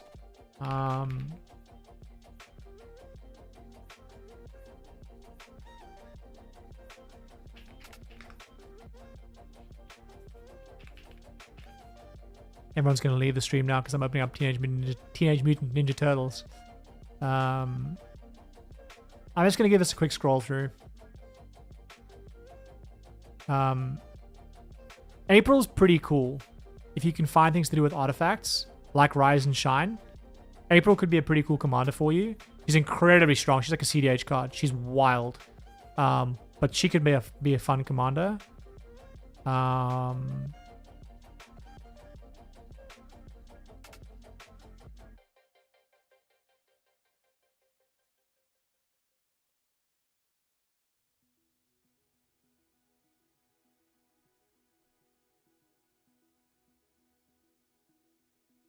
obviously got the partner mechanic, so you can look at the partner commanders. Something interesting might come up for you there.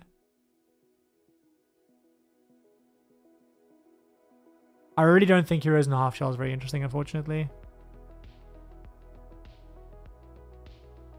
The problem is that, like, yeah, a lot of these are great, but they're very linear and very, like... Mikey and Don could be cool, because you can play lands and cast Mutant, Ninja, or Turtle spells to top your library. So you can play a typal deck of Turtles, Ninjas, and Mutants. That's cool. Simic color pairing.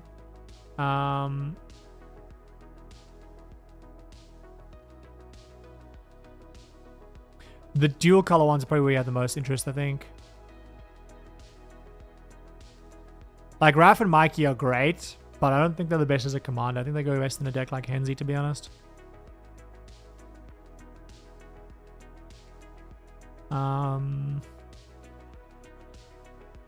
Yeah, not really. The ones I called out. I think the set's got way better cards for the 99 than it has commanders, sadly.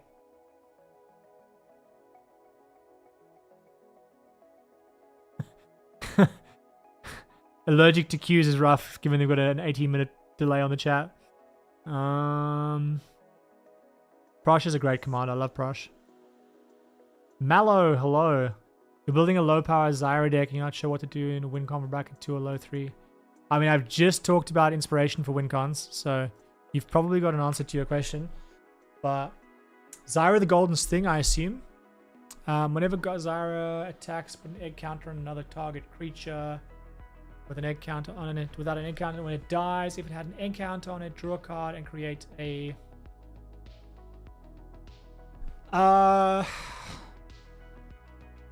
Yeah, that's tough because your commander gives you 0 guidance. I mean, I think that Zulaport Cutthroat type effects, aristocrat effects basically, and sack outlets could go really hard here. Because if you make a bunch of tokens or small creatures, and then you put egg counters on them, and you sacrifice them, you draw cards, and you make insects, and you have a loop that you can create there. You can also play Impact Tremor style stuff. Problem is that Zyra is limited to 1 counter per turn, and that kind of sucks. But I would say, yeah, you probably want to do stuff like Impact Tremors or Zulaport Cutthroat stuff, because you're bringing creatures into play. Be my guess. And you've got a lot of turns, so you've got time to make those effects stack up.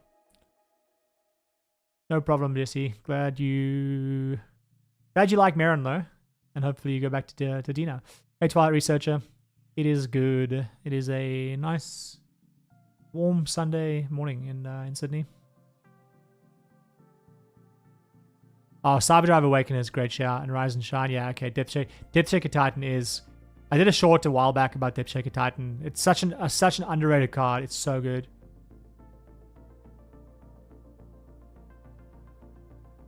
Is it possible to build a Ragged Dragger as a land animator deck? I am not a Ragged Dragger expert. Whenever a creature you control with mana, each creature you control with mana ability gets bigger. Whenever a creature you control with mana ability, I mean, why would you want to? I think it's so focused on mana dorks. I would focus on just doing the thing that it wants to do. I think. What is the rules for deckless submissions? Tim Jones, hello. No rules. No real deckless submissions either. You're welcome to drop a... I mean, I would say if you want decks looked at or you want help, the Brewing channel on my Discord is a great place to go. People help each other. I will have a look if I get time, but honestly, at the moment, in the last couple of months, really, I've had very little time. Been very busy. I'm trying to do lots of different things. If you want to put it in the Brewing channel and at me, I might have a look. Whether I get to it on stream, I don't know, because I am currently Uh, 14 minutes behind chat. So I'm probably focused on these questions more than I am looking at full decks. Because that decks would also take a lot of time. It's an absolute pleasure helping with the questions. That's why I do these streams, right? Like, I think that I have some knowledge so I can help. And honestly, answering the questions is better than me just going through a deck and looking at some upgrades for it. The Pessimistic Panda. Hello. Oh, you're replying to someone else. Oh, that's fine. Lance, you're struggling with Mendicant because of your start your engines mechanic? Yeah, that's the problem with it. Yeah. Yeah, I think Mendicant is a way better bracket 3 commander than bracket 4. I'm sure you can build him for higher power. I'm sure he can be broken. It's definitely possible. But the limiter that the start your engines puts on him really sucks. Absolute pleasure. Hey, Hints of Smoke. Hello, hello. Nice to have you here. Hey, we're catching up. We're 7 minutes behind chat.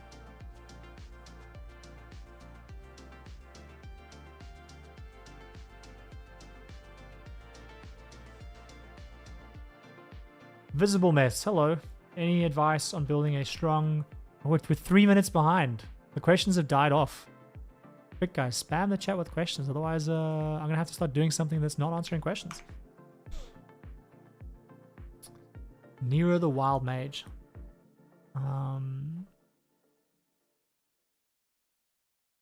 Also, I missed the Splinter one. Let me have a look. Splinter. Esper Splinter? Is there an Esper Splinter? Oh, you mean if it's partnered?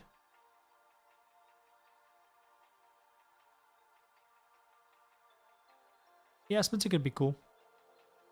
Okay, let me have a look at Nira. Would you give any advice building a strong Nero the Wild Mage deck? Visible Mess, what bracket? What bracket? That will make a huge difference as to how I answer this. But given Nero costs 6, I imagine we're not talking about bracket 4. We're probably talking about bracket 2 or 3. Whenever you cast a spell, you may put it on the bottom of its owner's library. If you do, you can reveal cards from the top of your library until you reveal a non-land card. You may cast the card without paying its mana cost. Only triggers once per turn. Nero seems like a fun bracket 2 chaos commander where like you don't know what's going to happen. The problem is that to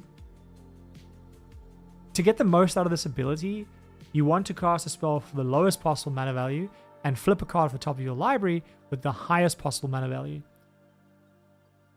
So you need a mixture of like cheap spells, things like Brainstorm, or cheap spells, cheap counter magic or something. An instant speed, because that means that you can do it on 4 times per turn cycle. So you probably want things like Isochron Scepter would go really hard in this deck. Let me show you Isochron Scepter.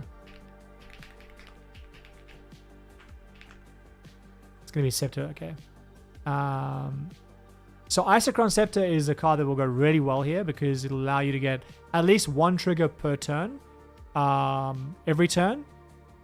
So that's a great addition to the Nero deck, I think. But yeah, you want cheap spells that you can play across turns, especially things that are going to draw you cards, because that'll allow you to hopefully play a Brainstorm and draw into another one that you can play on your opponent's turn. And then you want library manipulation. I'm going to give you one example, but you probably want more. You probably want Sensei's Divining Top, but you want more cards like this so that you can try and manipulate the top of your library. I'm sure there is a library manipulation tag on Scryfall. Someone could probably drop it in chat. People that are more knowledgeable about the tags than I am. But yeah, I think that's what I would think about. Cheap spells, big spells, top deck manipulation. And then you just have to figure out how you want to win the game, I think. Mathsmith's Hair. Can I think of any unique Grixis commanders that fit bracket 3? They all feel virtually the same that you have seen. Yeah, we can have a look at some Grixis commanders. Off the top of my head, no, but I'm going to scroll through them.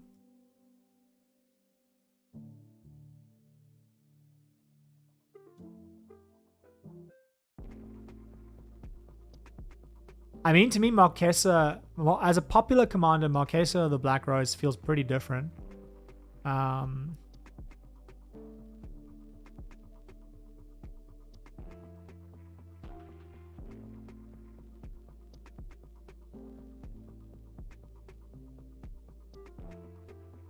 Linda curse deck. Sorry, I'm yawning. A Linda curse deck could be really different because of the way that it plays. I have built one before. I took it apart because I didn't like it, but you could like it. A Don Andres deck that's stealing stuff is always going to be interesting.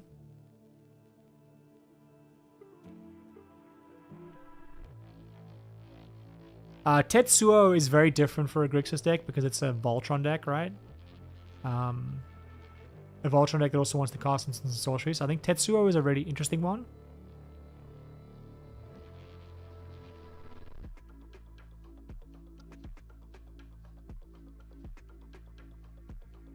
Obviously, the less popular we get, the more chance there is we're going to find something that's really different, right?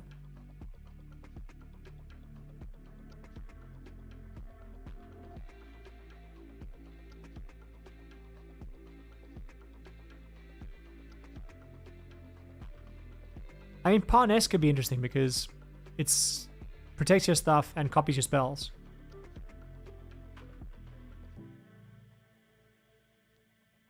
Or allows you to copy spells. Interesting. Yeah, I see what you mean. Like most of the Grixis ones are kind of the same. You always play Gwendolyn Decord and OG Tetsuo.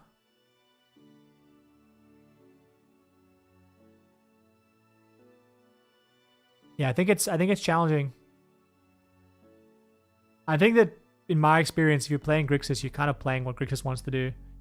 You're drawing cards, you have spell slinging, you know, you're just making people discard. Lots of combat tricks, lots of stack manipulation. Theft is probably the most interesting Grixis one because it's probably the most unique.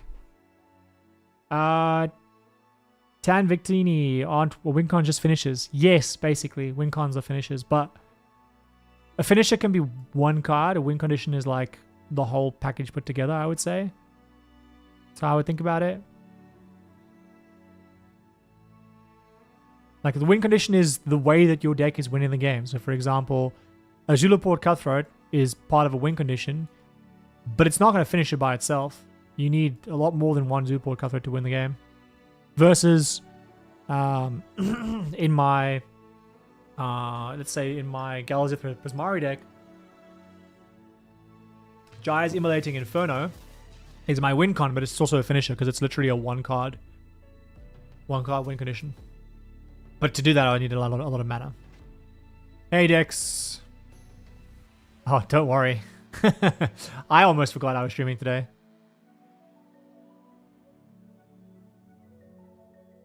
Dark. Yes, there are too many win conditions. Because if you draw Exsanguinate and you don't have enough mana, it's not great.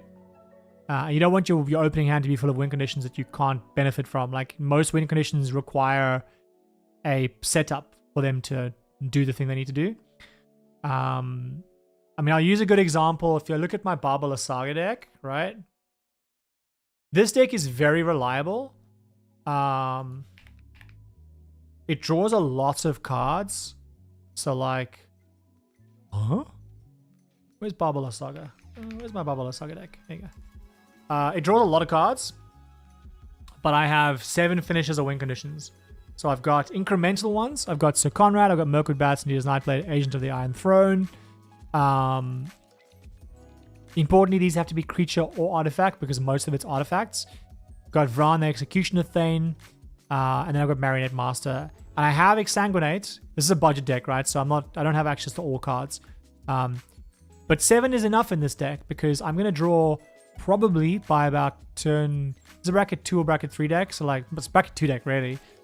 So by turn 9, when I'm supposed to win the game, I'll have been pinging people across the game a lot.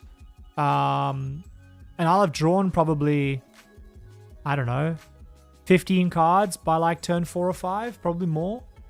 So I'm definitely going to draw one of these pieces, and then I'll just keep drawing more. So in most decks, you probably need at least 8 to 9 win condition cards that really like facilitate your deck winning the game. Jay chillin'. Teenage Mutant Ninja Turtles ruined everything. The sad thing though, right? This is the sad thing. I'm gonna just hold on 1 second. We're gonna go peep behind the curtain. 1 second. For everyone that left will miss this amazing moment. The loyal, the faithful will be rewarded. So I'm gonna show you this, which is behind the scenes. I'm gonna attempt not to give you feet for free, although I might. Get free feet. Take you on an adventure. Over here. Backwards. I think it's backwards. Like this. Oh. There you go. There are turtles. I fucking love the turtles. They were my favorite childhood cartoon before I started watching anime and manga. Or reading manga and watching anime. I fucking love the turtles. But in Magic, not so much. Don't love them as much in Magic. Unfortunate, right? But yeah, turtles ruin everything. Goddamn turtles. Drew Schneck, hello.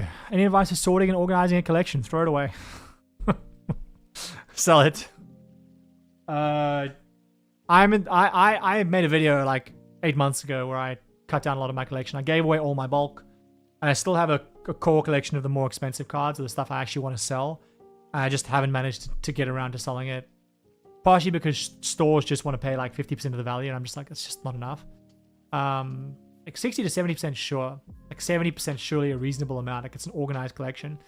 But yeah, it's tough. I always advise when you're building a collection or accumulating cards, only accumulate cards for decks you actively want to play, and then build your collection that way.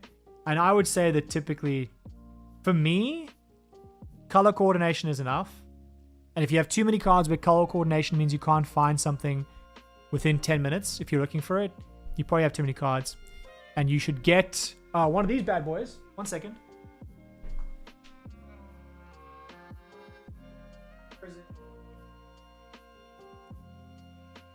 I'm gonna go back to foot cam 1 sec. So you get one of these bad boys. You put your phone in it, and you connect it to ManaBox, and you throw cards in the top, and it automatically scans them. And you can build. You can then sort out the ones that are worth nothing and the ones that are worth something, and then you can try and get rid of the ones that are worth nothing. Give them to an LGS, give them to a friend, something like that. Don't try and sell bulk. I think it's worthless. Just give it to someone. Give someone a present. Make someone's day. And organize the stuff that you actively want to keep. I kept maybe 2,000 cards or something, and I have accumulated many, and I need to get rid of them. Hey Nathan, hello. What is my favorite bird card? That's a tough question.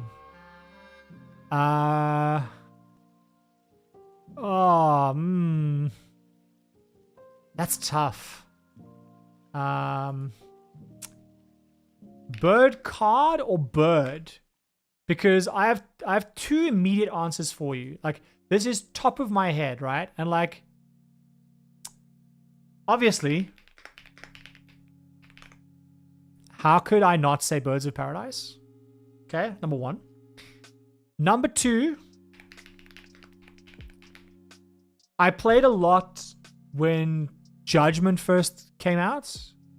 I really played the most Magic when I started, when Invasion came out. So Judgment, Torment, Scourge, Odyssey, Invasion. I played a lot around there. This card for me, still playable in Pauper, in a Pauper deck, which is great. This card for me, I have fond memories of. Obviously, Birds of Paradise. For no reason, it's not good, but there's just a nostalgia to this card for me. Kangi Eerie Keeper. that I think it's cool. It's not a good card by any means. It's just got nostalgia for me. But then outside of that, those are the ones off the top of my head. Bird. Let's sort through my monetary value just to get an idea of whether there's any good birds I've forgotten. There's one Shatong, he's pretty good. Traveling Chocobo, pretty good. Maha Feathers Knight, very nice card. I love Maha, very cool. I mean, if you're playing competitive, Slick Shot Show Off is just insane. Like Mockingbird a lot. Like Aven Interrupter. Commander Isha is another strong nostalgic pick for me. Baleful Strix is pretty iconic. Yeah, I think I'd say Birds of Paradise. It's boring, but yeah, it's a good one. Hyperion. Oh, wow, I've suddenly gotten way behind chat again. Or at least in terms of time, maybe not in terms of stuff people have asked. What do I think about Mathemagics? Do I think it's a good deck for it?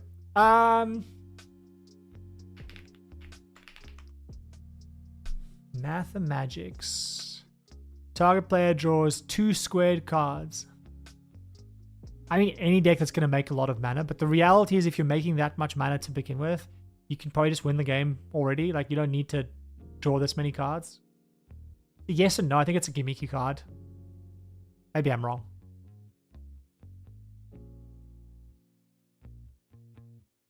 True, it is Mother's Day today.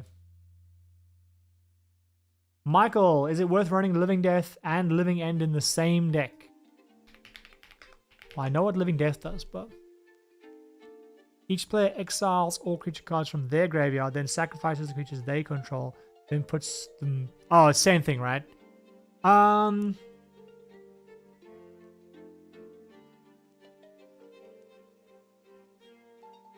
mean, why not? The only problem that I have with these kinds of cards, the suspend ones that don't have a casting cost, is that a card like Living Death is partially strong because of the element of surprise and how it can swing a game. When people know it's coming, a lot less good. Hey, Mac and Cheese. I am indeed real. At some point, I might do cam streams, but for now, I'm just frogging it up, you know.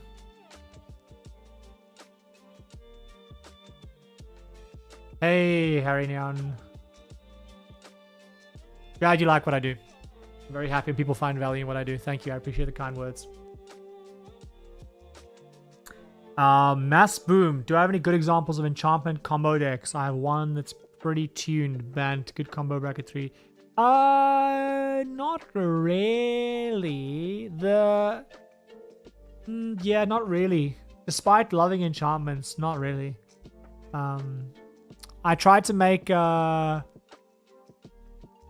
not really. The Tom Bombadil one's probably the closest, but I've not really made much in the way of enchantments. I used to love the Enchantress archetype, but I haven't made any enchantment decks much recently. I should probably look at that.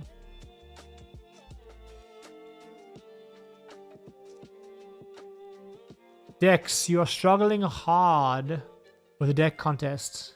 How do I balance the chances of drawing what you need? Like, I feel like I need so many things in the deck and have reasonable possibilities of drawing them, but I need a lot of them.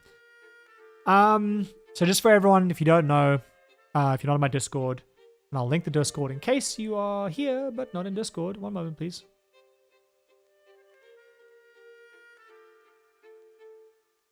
Also need to be careful. I constantly almost link the wrong Discords.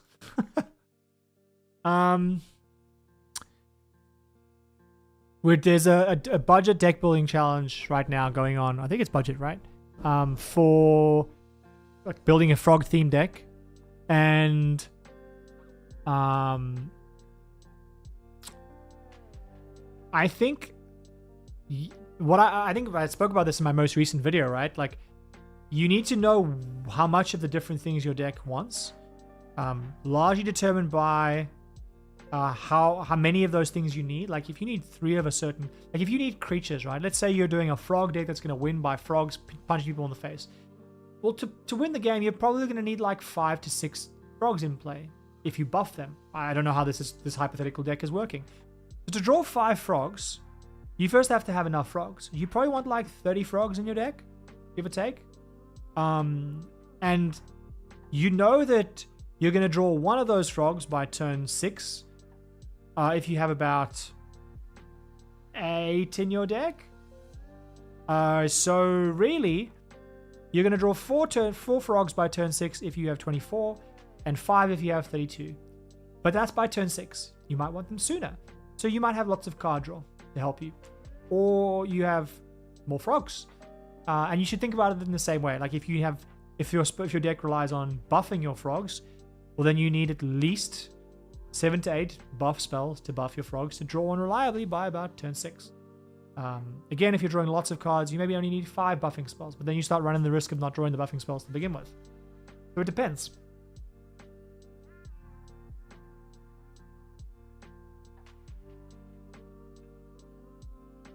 And then I go back to my thing of like, your deck can do like 5 things. You need to choose the 5 things that your deck does. Nathan, great suggestion on Scroll Rack. And thanks for the tag suggestion. Ashnod, the uncaring. Stiggy Azalea. Nice. Whenever you activate an ability of an artifact creature that isn't a mana ability, vulnerable opponents or sacrifice to activate, you will copy it. Oh, that's cool. That is quite different. I like that. Good suggestion. How would I go about powering up a bad commander? Suit of Prey. Firstly, hello. You're working on a Sierra Nuka's biggest fan deck and you'd like to compete at higher power tables. So, you've got to be aware that some commanders just can't compete at higher power tables. Not saying this one can't, just saying some can't. Looking at this one, there's a 4-mana commander. Whenever one or more creatures you control deal combat damage to a player, you put a quest counter on her, and you create a food token. Whenever you sacrifice a food target, you get +X+X, where X is the number of quest counters on her. That is a pretty powerful ability. I think you need to have to be hitting people all the time. You basically have to hit each player every turn as soon as you can with her in play. Ideally, you want to play her in turn 3. So I would say, Suit of Prey, if you haven't seen my Vincent deck, the similarities with what this commander probably wants, because you want to win the game by pumping up, ideally, her and giving her evasion to Voltron kill someone, or you want to pump up a creature of yours to deal lots of damage. Otherwise, you would just play a different commander. Where's Vincent? One moment, please. So I don't know if you know this deck. This is a deck that I built to give to Matt Mercer when he was in Australia on a tour, because he voices Vincent, right? This deck is all about getting out small dudes, lots of small dudes. You can see I have 26 small dudes. Lots of small dudes that I want to play before I play my commander. And ideally, I want them to have evasion. So for you, it's probably small flying creatures, or small creatures that have some form of unblockable, stuff, protection from creatures. Like as an example, a card that comes to mind is it Mystic Penitent? I should really have Penitent. Mystic Penitent? Probably wrong. Not the card I was thinking of. First attack. Beloved. One moment, please. We'll get there. Yeah, so you might want cards like this, right? Beloved Chaplain, where he has protection from creatures. So you want to play stuff like this, like my Vincent deck, and then you play your commander so that you can start getting 3 triggers as fast as you can. So that over 3 or so turns, you are now giving a creature +10/+10. Still not that strong, can maybe work in bracket 3. I don't think it's going to work higher, personally. Maybe there's some combos that you can create with her because of her food creation. Then maybe she can play at a higher table, but I think she has a natural limitation.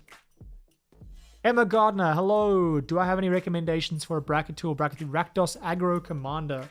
You were looking at Gut, True Soul Zealot, and Agent of the Iron Throne, but it seems pretty fragile. Well, let's have a look at Gut to start off with.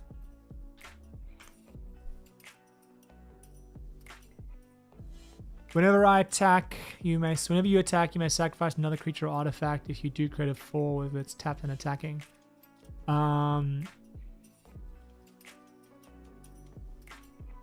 The problem that I have with this is, and I talked about this earlier in the stream, it's linear, not multiplicative.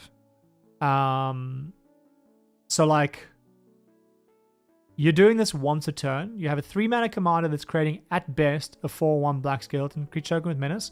To deal 120 damage, your skeletons aren't going to cut it. So I think inherently Gut is just limited as a commander. And I would probably say if you want to build an aggro commander, you probably are better off looking at other options. If you want to go combat direction, I think Gev is a really interesting angle for you. You can make a really cool Gev deck. Gev Scaled Scorch. Obviously, he's pretty popular already, but I think he's really interesting.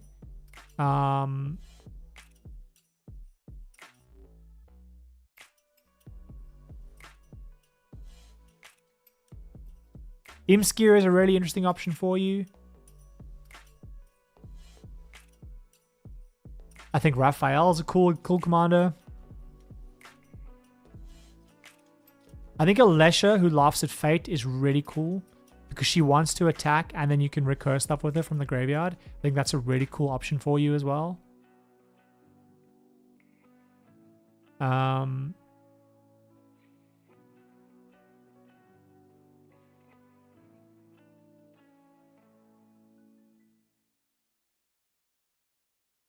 The problem is that you want a commander that has a low casting cost, typically in a deck like this.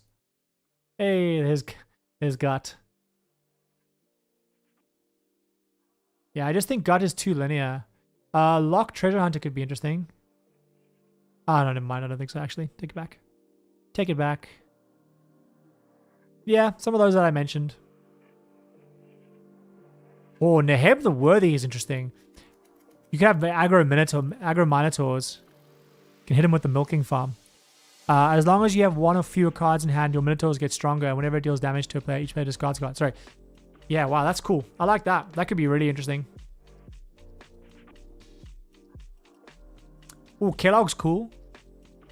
Whenever he attacks, you create a treasure, and then you can sacrifice treasures to steal creatures. That's cool. I would say just scroll through, look at your options. Maybe do a Scryfall search for commanders that are, under 4 mana, 4 casting cost, and just do a bit of a scroll. But I think Gut's too weak, personally.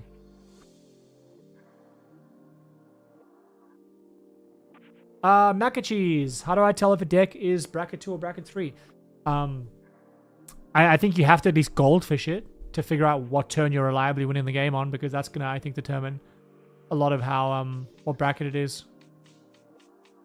It's probably the biggest thing I would tell you is goldfish and figure out what turn the deck is winning with little to no disruption. It's probably what I would say. That's what I would do if I was trying to figure out whether a deck was bracket 2 or bracket 3. And the other thing is, the way I think of the brackets is like, bracket 2 is the place where people want to come and have fun and play what they play. So you want to run less. You want to stop other people less. You want everyone to kind of play the game. Bracket 3, interaction matters a lot more. So a lot more removal and things like that. Versus bracket 2, that's kind of, you run some removal, but it's not like it's game breaking. You don't really want to have a deck full of removal in bracket 2. Let's have a look at Terra. Tico, if you're still here. Tico, it depends on what bracket you're running in. If you're running bracket 3 or above, I think that running her as a combo deck is really cool. Because you can copy her once she flips. And then every time if you have like a Sakashima's Imposter, I think it's called, or Chameleon, this guy enters as a copy of a creature except his name is Chameleon Master of Disguise. That only works once though, so it doesn't go infinite. Yeah, Chameleon doesn't work. But like,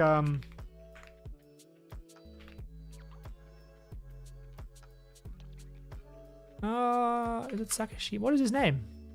Yeah, Sakashima with 1,000 Faces. Like, copying her, it allows it to go infinite. Other than that, it really depends on how you're building the deck. For lower powers, the problem with Terra is that it's so broad, right? You want to build a graveyard, a deck that benefits from the graveyard, that can get stuff from the graveyard. So there's spells like Grapple with the Past.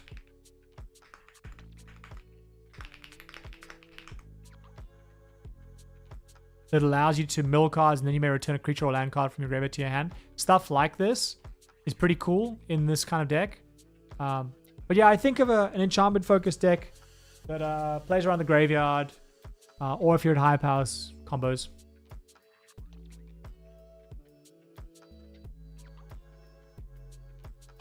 Side two with your Sanar deck. Yeah, I mean, meme decks like this are fun once and then they're never fun again. So I would caution you on 97 lands decks. It's the same with the Cruel Claw deck that runs around. High Voltage, hello. Any recommendations for fun self-mill commander using the graveyard? You're wanting to build a bracket 3 self-mill deck since your pod doesn't like the Mothman. Yeah, I wish the Mothman...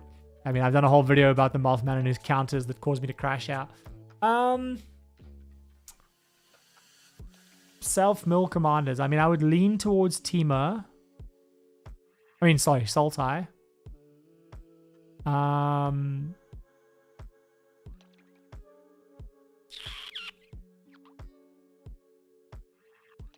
I think the Mimeoplasm is a really fun deck.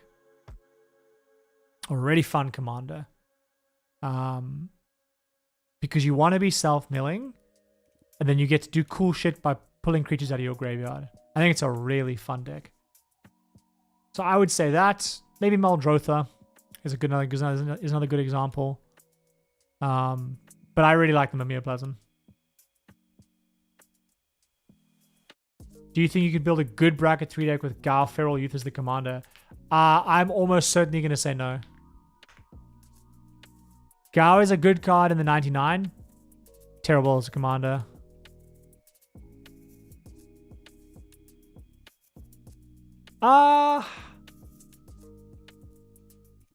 Yeah. Maybe, actually. Maybe I've lied to you. What's the cool alt art? Oh, never mind. Possibly yes, because it's cheap. So it's going to come in early. You can make its power bigger without having to have it attack, which is great. You have to have cards leave your graveyard. Yeah, actually, I'm gonna flip on that, Mr. Worldwide. Yeah, I think you could. I think you could make that a good deck. How? Pumping Gao with spells. And enchantments and equipment, and then finding ways to remove cards from your graveyard at instant speed, so that you can do them on your turn and your opponent's turns. Because I think that's what's gonna make Gao explosive enough for bracket 3 is low cost spells that pump his power. The problem with the equipment is while they provide power over turns, what they are bad at is cost effectiveness. They are expensive. So I would say that what I would want here is cheap ways to pump his power, instants, sorceries, well, ideally instants, or enchantments. Enchantments could be really good here. And then ways to remove cards from your graveyard at instant speed, because then if you can get him to like 7, 8, 9 power, and you can go across 3 or 4 turns, each end step he pings people, then you have a solid bracket 3 engine for a deck. Dan Victini, what win cons work with food? Nuka-Cola vending machine can go infinite with a eye or any sort of food. I would have a look at that, but it depends what bracket you're playing in. MF only fans, would you play defense grid to set up your own turn, or is it basically king making if you can? No, defense grid's a great card. It is better if you play it on your turn to stop people interacting with you that turn, but it's not necessarily king making. In bracket 4, it is risky though.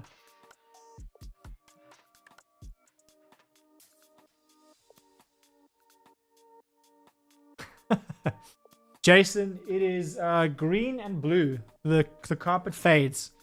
It's like a light yellowy green, and then it fades to blue. It's an IKEA special. It's a very nice carpet, actually.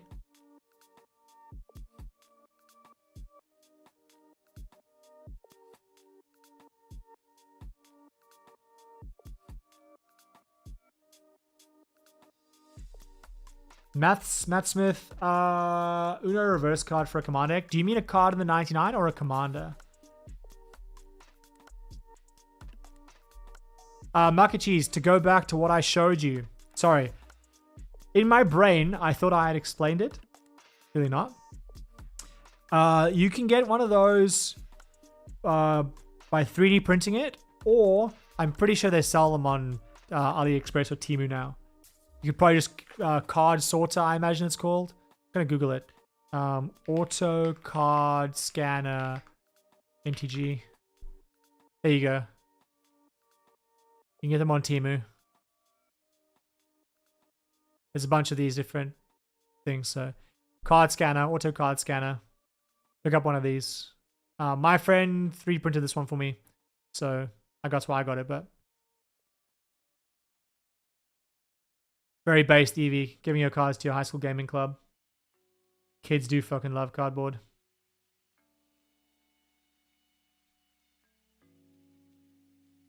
Mr. Crab, yeah, that's a pity.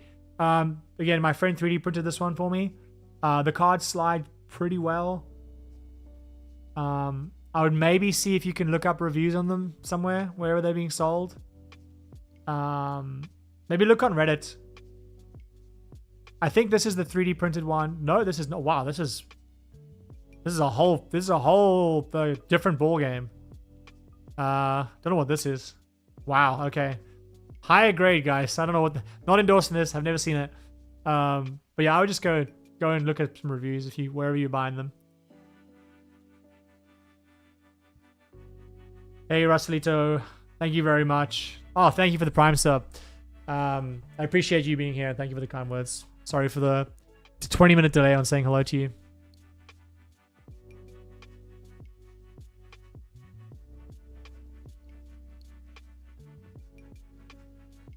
Chef Boy.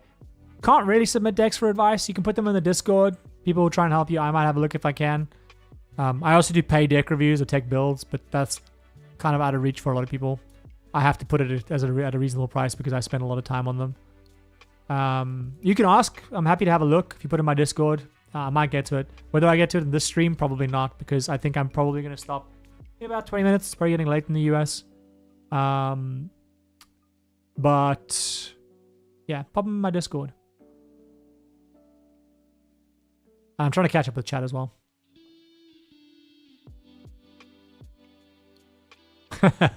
Tiki Gringo. Yeah, Beloved Chaplain's great, isn't it? Again, I played in that set when it came out, so like I remember it fondly, or a lot less fondly because it would just block my 6/6 Roar of the Worm token, and I was very sad. The stupid 1/1 blocking my 6/6 that didn't have trample. But it's a cool card.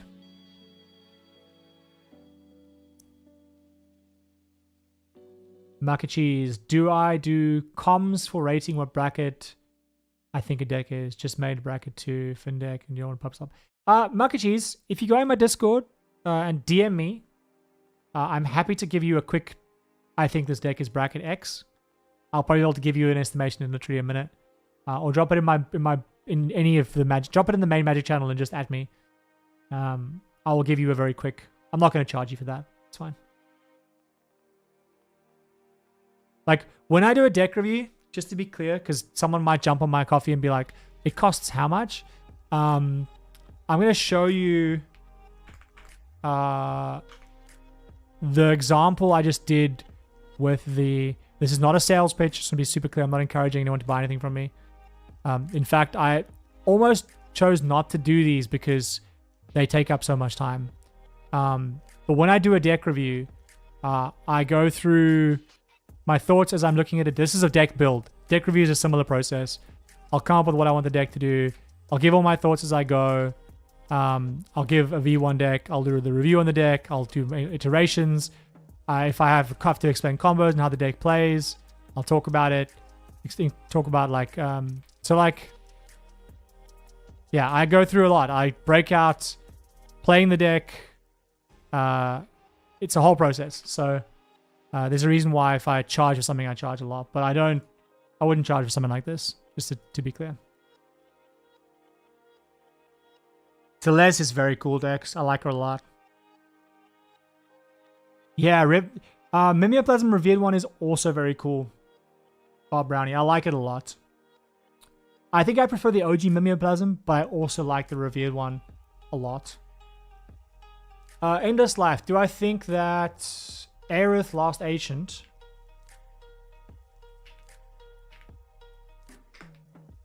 I'm going to ask this now while I'm looking this up, but... obviously, I'm picking up streaming. I'm still pretty new to it. I've now for a few streams jumped in. I'm just answering questions, and there's more than enough questions to go through a whole stream. I quite enjoy that aspect. But if there's something different you want to see from streams, or something you feel like you're not getting, by all means, let me know. I really welcome input as to what you guys want from streams. Again, this has for me been quite useful, jumping in and just answering questions. I feel like it's useful for everyone else, but whether it's, hey, can we get a queue system for questions so that chat engagement is faster, or, oh, we really love a live deck review or a deck, we're working through a deck or something, let me know so that I can make sure I mix these streams up a bit. But so far, I'm enjoying the questions and answers element. So Aerith Last Ancient, do I think it could be a solid bracket 3 deck? At the beginning of your own step, you gain life this turn, return target creature card from your graveyard to your hand. If you gain 7 or more life, it's turned to the battlefield.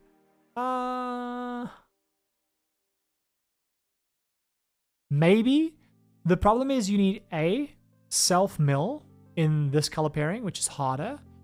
It's not impossible. Like the Hensi deck I just spoke about in my recent video has mill in this color, green. But you have to self-mill. For the deck to compete in bracket 3, I really think you have to be returning stuff to the battlefield. You have to be cheating stuff into play. You probably need protection for your commander and the stuff that you bring back. So you've now got self-mill, protection, that's 2 of your categories. You need really big creatures to bring back. You need life gain. And you probably need removal. That's probably a whole deck right there. So it can work, but the 7 life is a lot of life. You probably want to try and bring back stuff that also has life gain to make the life gain element easier. But yeah. Possible, not easy. Bar Brownies, yes. That was my trigger on Gao. I was like, oh, it's each end step. Possible. Again, like, you're going to want to, with Gao... Is this going to work? Probably not. You're probably going to want something like this, where every turn you can, on your opponent's turn, you can exile a card from your graveyard, and then on your turn you can flash back something like, is it called Restless? Blazing? Blazing. I think it's Blazing.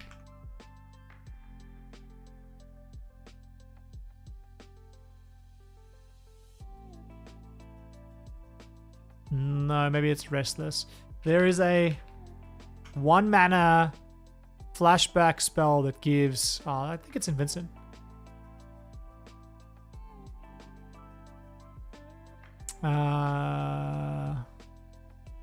Reckless Charge. There we go. Reckless Charge. So you probably want stuff like Reckless Charge. And I know I'm jumping back and forth here, but that's how my brain works. Because with Gao, if you play Reckless Charge and you give Gao +3, now you're buffing him and you're also removing a card from your graveyard. You do this in your turn, you do a bunch of damage, and on the end step of the next person's turn, you can exile a card with Relic of Progenitus. Now you're getting 2 triggers. So I think that could go really well. How powerful do you think you could make a deck with Varragoth as the commander? Is Varragoth the one that boasts? Not very. Varragoth is... The only way that Varragoth would be good is if you use him as a tutor engine to tutor an instant infinite combo. But even then, I think it's just better options. Probably bracket 2. Maybe bracket 3. Besides, if I could choose the next big collab for MTG, what would I choose? I assume you mean as like a set, like an IP? Or do you mean people I collab with? If you mean set,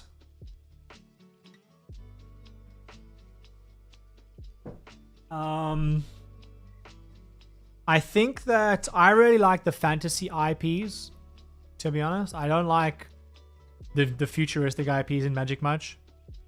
I love space, but I think I'm more of when it comes to stuff like Magic, I'm more of the high fantasy swords and sorcery nerd than I am a space nerd. I think Warhammer works, but only just. Because Warhammer is also kind of high fantasy swords and sorcery, even though it's a space sci-fi IP. Game of Thrones, I think, would go really hard. I think Game of Thrones would be really good. That world, Middle-earth, not Middle-earth, whatever it's called. Seven Kingdoms. You've got the other over the seas. I think Game of Thrones will go really hard. I'm trying to think of others. There are other, manga IPs that I think would also be really cool. Berserk would be incredible. Oh fuck, give me Berserk set. Holy shit. Berserk would be incredible. Because Berserk fits into... I don't know if you know Berserk, but Berserk fits into what Magic is. It's gritty, it's dark. The art would work. I don't want Dragon Ball Z. Fuck that. It's not... I have no interest in that. I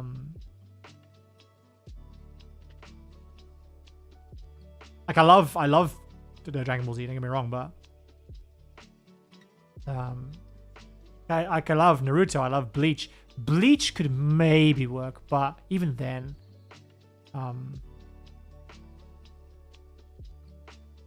One Piece would never do it because they've got their own card game, but that could be interesting just because it's such an iconic IP. But yeah, I think Game of Thrones and probably Berserk would be my dark horse. And in terms of if you were wondering about I would love to do some big collabs for me. I'd love to go on Brian Kibler's show. I think I've got a... You can tell me if I'm just insane here. I think I've got a fair amount of personality, so I think I'd love to be on play shows like Prof's show. Love to be on Brian Kibler's show.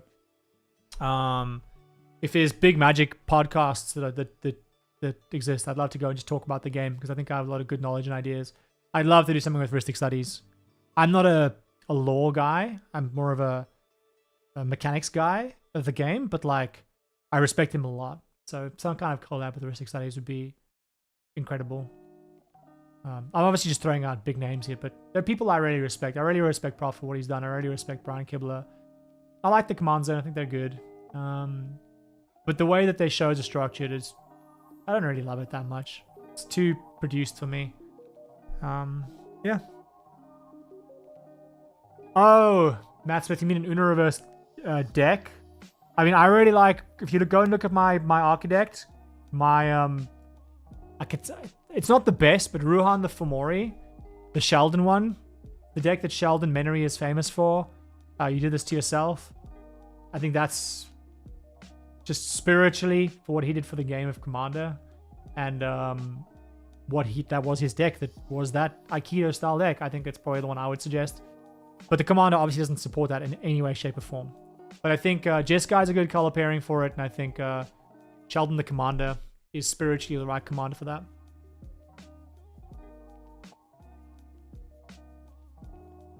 Thanks, Dex. I appreciate that. Hey, Jesse, I'll have a look at Discord in a minute. I'm almost done with the questions. I'm almost caught up with chat. Okay, Bob Brownies, I hear you on the live deck build. I think I might try that.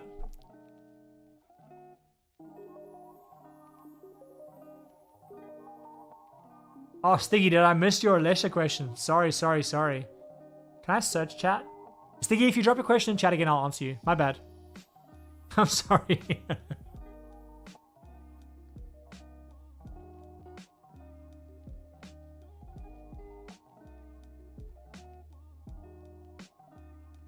Tatia, any idea of making a Song of Creation deck with the Endstone? I know Secret Commanders are typically creatures, but I find it difficult to have an enchantment spell in Thema. How do I have to expand? I tried to make a Flubs the Fool deck work with Song of Creation, but failed miserably. The reason I have the Frog on my channel is because I was using it in a Flubs the Fool video. I just couldn't get the deck to work for what I wanted it to do. I wanted it to be different, and I just couldn't get it to work. But I think a deck like that, you obviously want a deck that's going to play lots of spells, like a Storm deck. A deck that's maybe trying to combo out with permanents so that you can play them and then keep drawing cards, and the discarding doesn't matter. Yeah, it's tricky. It's a tricky card to make work.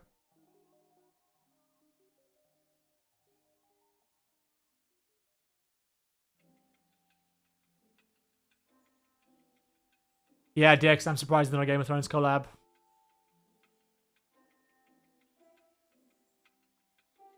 Ooh, Vark. Yeah, you're right. Elden Ring would be very good. Bloodborne too. They have the right gritty, dark, adult theme. 100% agree. Like, for me, Elden, like the Dark Souls worlds are pretty much like Berserk. They're very similar in that they feel the same. Ecstasy, you're thinking of using Shark Shredder as a control deck, kill spells and discard. Your side of the field, do you think it's good enough? Oh, well, Shark Shredder. Let's have a look. I mean, I did a very quick pass over Teenage Mutant Ninja Turtles, right? So, like, whenever Shark Shredder deals combat damage to a player, to one target, something under control, tap and attack that player. That could work. The only problem with it is that it relies on your opponents having good creatures and then getting them into the graveyard, and it's mono black. If this was like Dimir or... yeah, Dimir, maybe better, but I think it's really tough with mono black.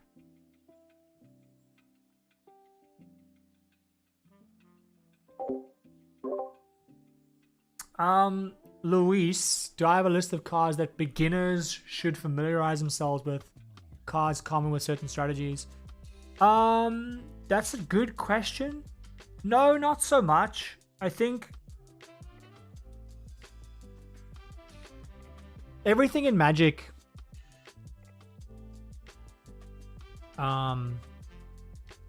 takes time to learn. Like, you play... I'll give you an example of this, right? So I started playing Pauper about 6 months ago. And the experience in Pauper, if you don't know the format and you don't know the decks, despite having played Magic for a long time, like, I'll recognize the odd card someone plays, but like, if I don't know what a deck's doing, I'm probably losing the first match. And then maybe I figured it out in the second match a little bit. Maybe I can try and win the round, but probably not. I'm probably losing that round if it's the first time I played against the deck. Because they've probably played against my deck before and understand what I'm doing, but I don't know what they're doing. Then the second time I play against them, the second time I play against that matchup, I understand it better. And the third time, I have a much better chance of winning because I pretty much understand how the matchup's supposed to go and how their deck works. And that's the same for every other deck that I encounter. And that's kind of how it also works in Commander and in Magic. You just kind of have to play with stuff and against stuff. And over time, you'll learn. There's no real shortcut to that. And like, I feel like I've been working on the idea, or I haven't done anything yet. I'm working on the idea of, like, I'm going to use the word, it's probably not the right word, but like a course where I spend more time explaining stuff more deeply. A bit like how that document I showed you when I do a deck review, something like that, but much more attacking topics and much more examples, and so people can have resources, especially if you're a beginner. And I could look to make something like that where it looks at different types of cards. But I feel like there's just so much there that even if I gave someone a document, it'd be like 100 pages and you'd forget everything you've learned by the time you actually ingest it. So I think it's tough. Dragon, Black Clover, and Magic. Maybe. I actually like Black Clover a whole lot, but I feel like it's maybe a bit... Yeah, maybe. Maybe Black Clover could work. Maybe. No problem, mac and cheese.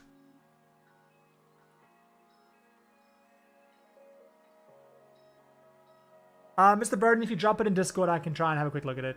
Sure.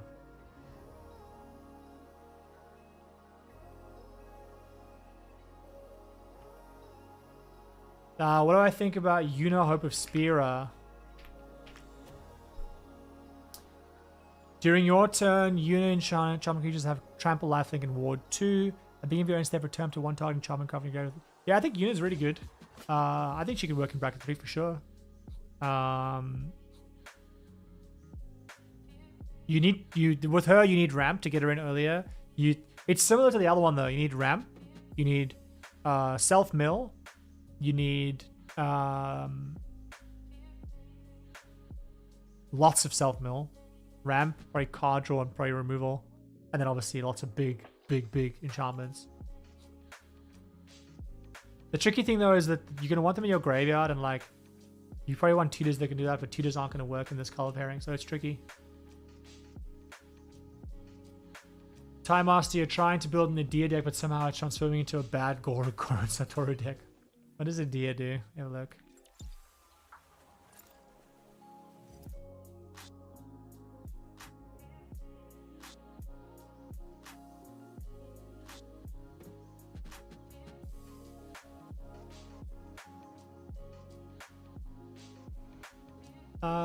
Where is Adia?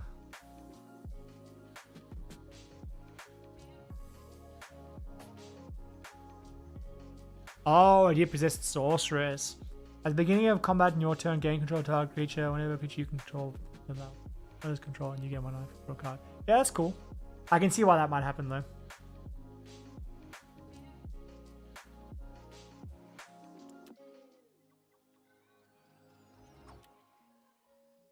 Hey, Otavio. Nice to have you here. Bar brownies. Pauper is... I probably enjoy Pauper more than I enjoy Commander right now, to be honest. It just gives me a lot of what I love in Magic. As an old school Magic player, it gives me a nostalgia. The decks are so powerful for commons. It's incredible. And the meta is wide open. Like, I'm busy brewing an Eldrazi deck, like a homebrew.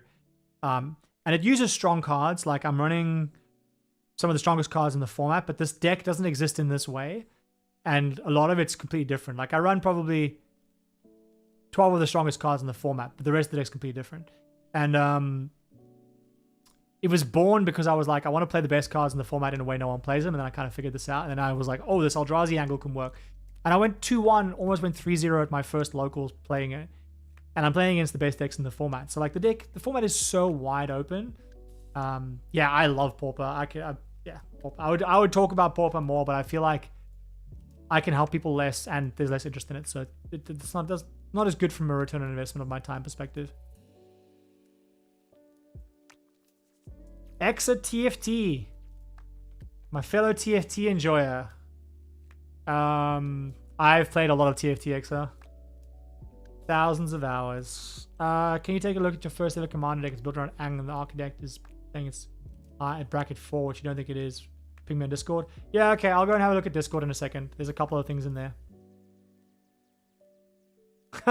Stiggy, yeah, you're probably not wrong with the top 500. However, just a list of cards isn't necessarily going to help too much. Stiggy Eevee, I've seen this on Twitch.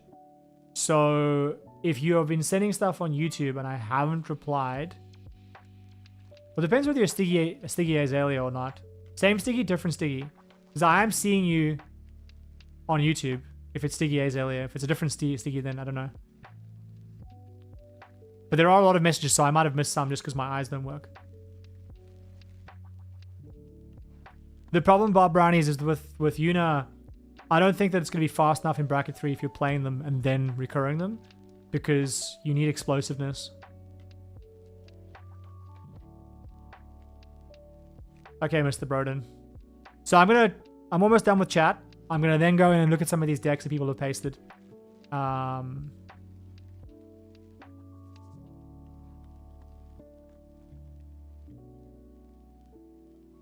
Rakdos Lesha deck besides Trumpeting Carnosaur and Ragavan.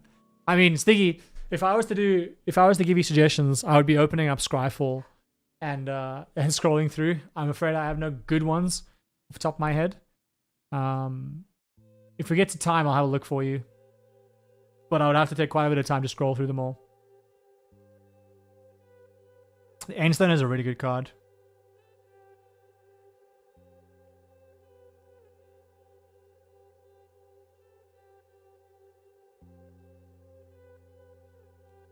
Belanier, what do I think of Sin?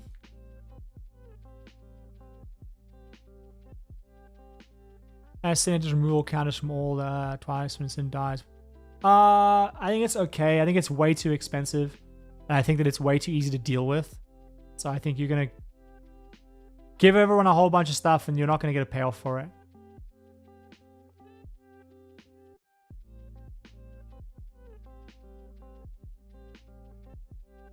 Oh, okay. You think it's auto-modding your comments?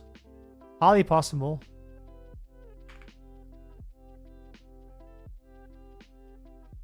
Do you mean Blades of Velasvel? Which Velasvel are we talking about here? It might be auto-modding. That's entirely possible. Weird. It shouldn't. Just try and say Blades on YouTube. Anybody? Just type Blades into the chat. See whether whether you get banned. Oh, okay. I've actually caught up to chat. This is a miracle. Sarah, hello. Yeah, Sticky Azalea, you're fine with Blades. Maybe I just missed it. There's been a lot of comments. Sarah, you need to magic this in. You're building your first decks, and the vids have helped a lot. Okay, thank you. I appreciate that. I'm glad I can help you. You're working on Denry Clin. I imagine they're posting them in the brewing channel or just in the general channel. There's not that many messages in the Discord, so you should be fine. But bear in mind, I will be going through a couple. I can't go through all of them probably because it'll take too long. What I'm going to do is when I'll pull a deck, I'll probably ask for a refresh just question on what you wanted me to look at. Denriklin, Elden in Chief. It's the Battlefield 1-1. You have the choice of 1-1 first strike or vigilance counter on it. Whenever a non-token creature you control in this battle, if Denry has counters, put the same number of counters on that. Ooh, that's cool. Any tips for the main strategy? I mean, clearly you want lots of things that give weird and wacky counters, Sarah. I'm going to give you the same recommendation that I gave earlier, which is you probably want to go and look at Tidus decks. So I just go to EDHREC and I go and find Tidus. This one? So Tidus cares about counters, right? I'm sure in EDHREC, and if you go and find decks within EDHREC over here, that you will find lots of cards that give interesting counters, things like shield counters, flying counters. You obviously want to be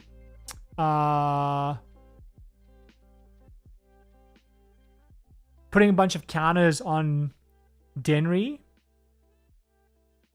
Especially, so the way I would think about it is you're playing Denry, you're putting as many 1-1 counters as you can get and some other cool counters on him. And then you're playing... The creatures don't really matter, to be honest. So literally any creature will do. You probably want creatures that are going to draw you cards to keep an engine going, or that have protection or evasion. So I would be thinking you want Denry, you probably want Ramp to get him out as soon as possible. So that's your first category. If I was to just go back to this thing that I use over here, I'm looking at secondary abilities, your 5 things. You probably want Ramp for your commander. You probably want a whole bunch of cards that give 1/1 counters. You probably want a whole bunch of cards that give other interesting counters. You probably want card draw, removal, and that's probably it. Maybe some protection. Probably what I would think about with that deck. Have I missed something here? Cards that give counters, card draw, protection, removal. That's already 5. And creatures. You need some creatures. Ideally, the creatures that you play should draw you cards, remove things, or give protection. Because I think you're going to struggle with fitting everything into this deck. But that's probably what I would say. I mean, yeah, you could use cats and silver cool people. I think that the main thing you're going to want is a good counter engine. The creatures almost don't matter, to be honest, because you will hopefully have a whole bunch of stuff on your commander, on Denry, and then you hopefully just if you put like 7/1/1 counters and a flying counter and a shield counter and a double strike counter on, I don't know if there is a double strike counter in white, but if you do, you put it on a 1/1, it's gonna kind of be a big deal. So.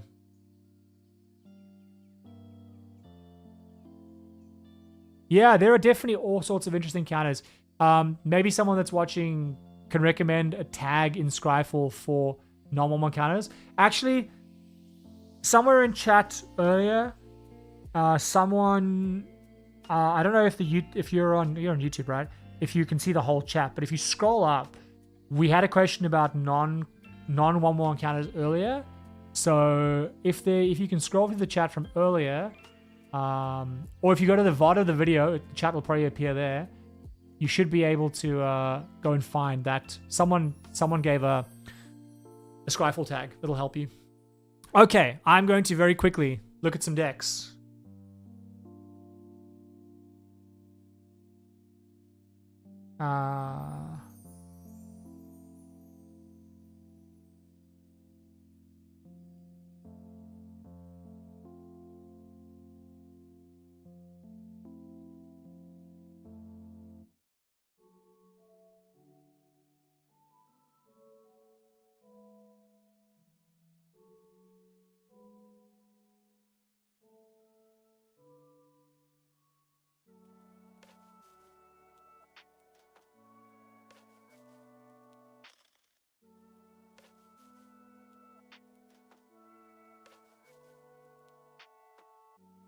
Okay, I'm just looking.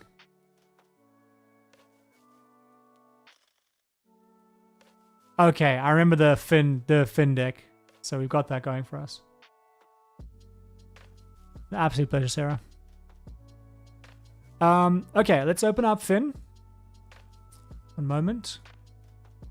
So we'll look at Finn. And then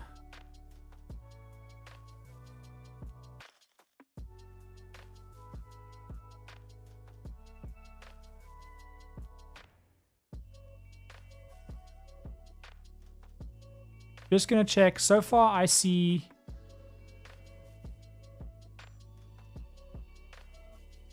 I'm just trying to find these decks, by the way. Thank you, Emo Cakes.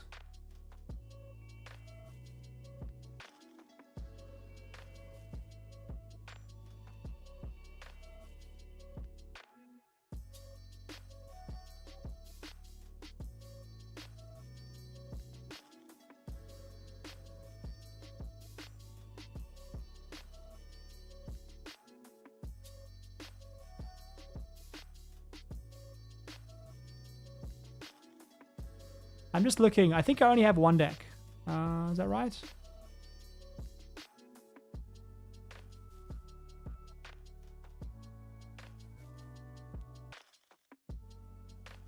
Okay. Excellent. There we go. Okay. I've got the Ang deck as well. At least 2 decks. Let me start with a Finn one. You're welcome if you want to drop a deck into the... Okay, okay, now there's more. Okay, this has appeared rather quickly. One second. I should probably have a stream channel in the Discord so that people can drop stuff in for the stream. Live and learn. The people that aren't watching the stream are like, what the fuck is going on in this Discord? Okay, so I'm just gonna check here. What was this? Eternal Blink. Okay, we've got that.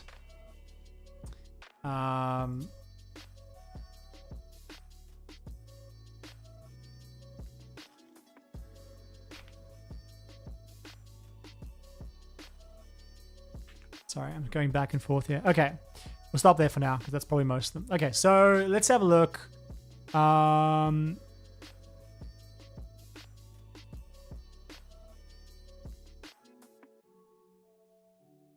Market cheese. Okay, so you want to know what bracket this deck is, right? Bracket 2 or bracket 3, that's your question. So the first problem you have is that you're playing a poison deck, right? People are automatically going to be upset with you because you're playing poison. For that reason, I would say that you probably want to veer towards bracket 3.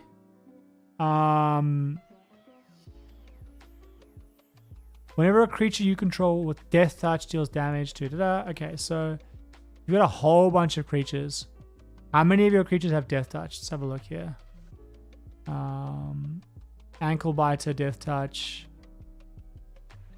Okay, so you ramp death touch. You're ramping out a lot of stuff. Death touch. You're ramping death touch, death touch, death touch. I mean, you could realistically kill someone by turn. Let's assume you get 3 death touches and they connect. You're gonna kill someone by turn 5. I think this is bracket 3. This is definitely bracket 3. It's too efficient for bracket 2 because most of your spells, if you look at your mana curve, most of your spells are 1 and 2 mana. And you're going to come out of the gate swinging fast. The only thing that would hold me back from saying this is a bracket 3 deck is that if people block your creatures, or if they kill Finn, your deck doesn't do anything, and you have very little protection. So a couple of thoughts for you. You haven't asked for this, but a couple of thoughts for you. Unless I'm mistaken, you shouldn't be running Eldritch Immunity because you actually need colorless mana to cast this, and you don't have that much colorless mana in your deck. You have a little bit, but not enough that I think it allows you to reliably cast Eldritch Immunity, especially when you can just have Tameo Safekeeping or a similar card. There are enough other similar cards at 1 mana. Defend the Rider, for example. So you can get Defend the Rider. It's a better example of what I think you should be running. But yeah, I would say for safety's sake, I think this is probably bracket 3. You're going to get tough feedback if you play it in bracket 2 anyway, because people are going to be like, why are you running poison in bracket 2? It's in a tricky spot though, where I think you're going to get, the thing that's going to happen to you is that people are going to combo out in turn 8 and you're just going to have semi-killed one person and you're going to be like, well, that was fun. But yeah, I think you're probably, to be on the safe side, I think you probably want to call this a bracket 3 deck. Okay, so we're looking at Ang. Can you remind me what your question was about your Ang deck? I'm scrolling up to see if I can find it. Oh, you're saying this thing, it's saying it's bracket 4, but you don't think it is. Okay. It's probably bracket 4 because you have more than 3 game changers.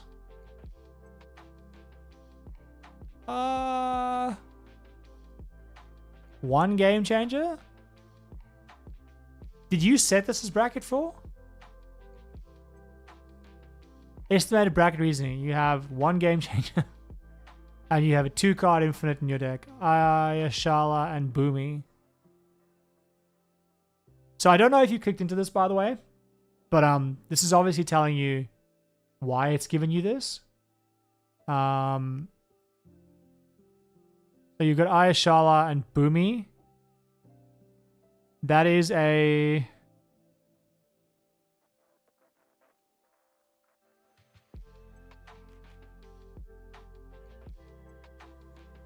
I don't think this is bracket 4.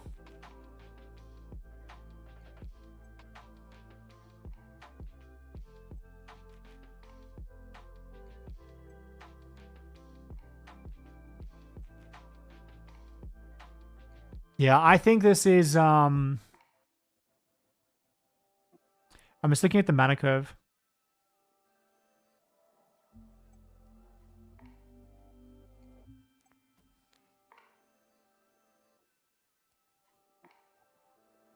Like, unless you're doing something that that's not obvious, I think this is at best bracket 3.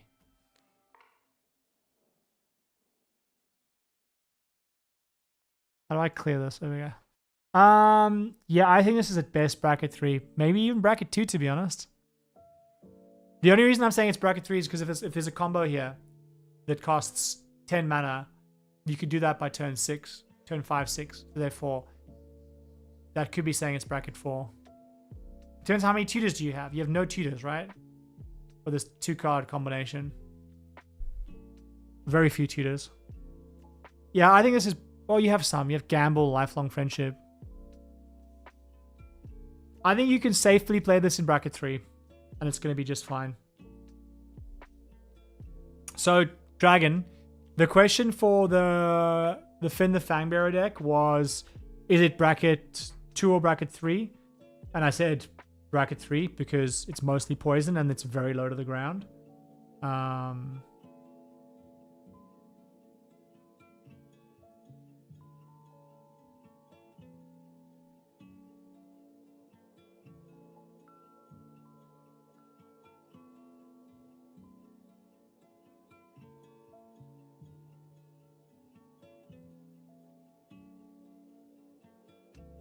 Steve, what is your question about?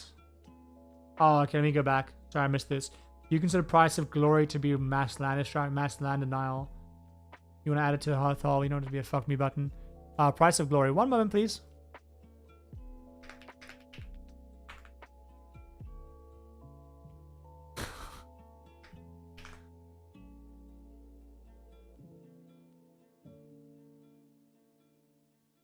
Yes, it is. You can't play Price of Glory in bracket 2.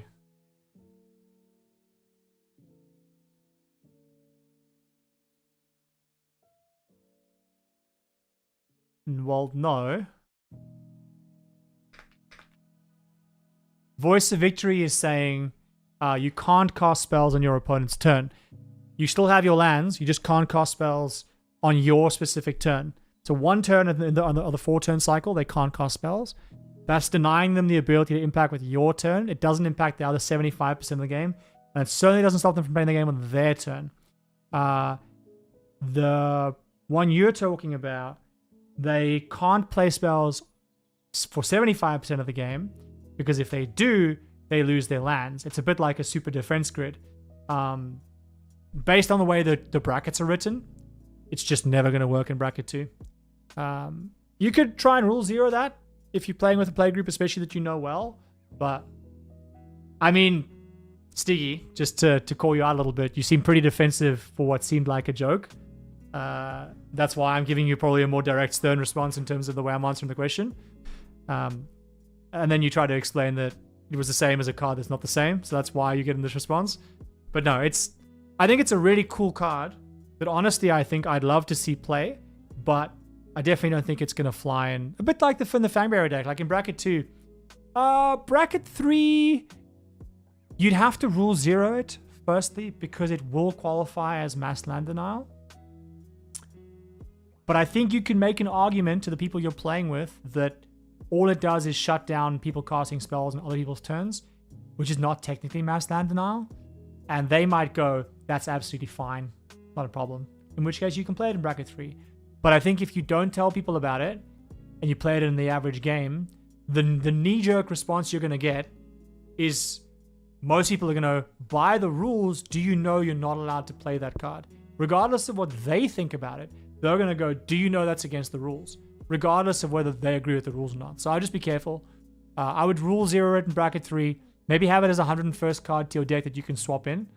But I think just because it says destroy lands en masse, like many lands, it's going to be a bracket 4. I might be wrong about that, but I'm pretty sure that's going to be the case. Anyway, going back to the Ang deck, I think it's bracket 3. Is my read on it. You could probably play it in bracket 2, but I'd have to spend more time understanding how and when this deck wins. But just looking at it, it doesn't look particularly powerful. But if you have combos in it, it's gonna make it scary for someone if they aren't expecting it. Okay. Kalia. Can you remind me, if you're still here, what you wanted to know about the Kalia deck? You just said it wasn't working well. What's not working well about the Kalia deck? If I remember correctly.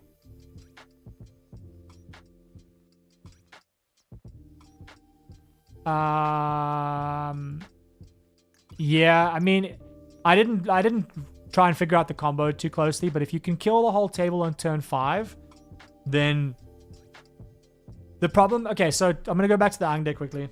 I'll actually pay proper attention rather than just skipping through it. So let me just look at this combo, right? So Ashala, non-token creatures you control are forest, and their other types. Their power and toughness equal to the number of lands you control.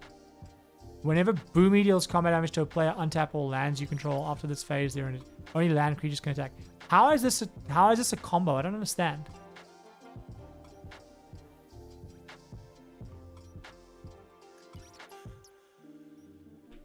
Maybe I'm missing the obvious here.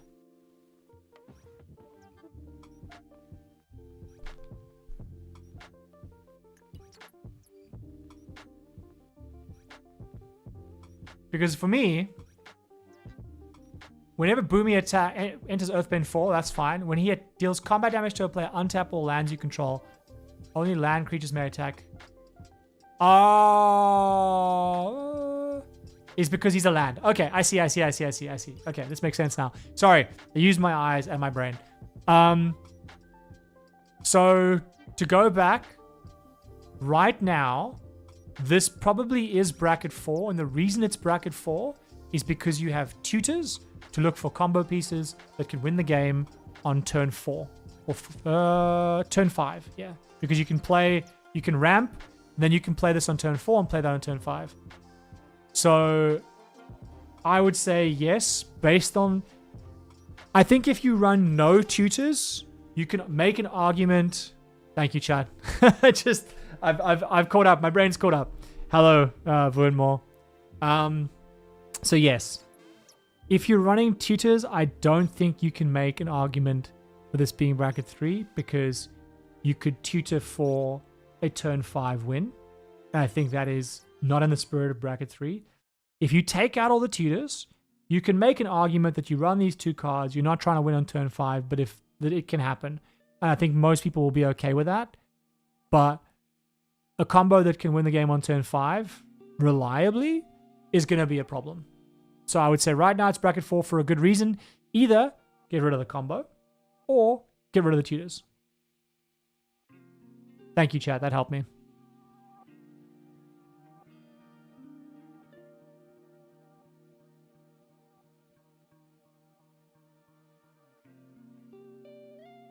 Yeah, Sticky, it certainly could be seen as stacks, for sure. But I don't think that everyone's going to see it that way.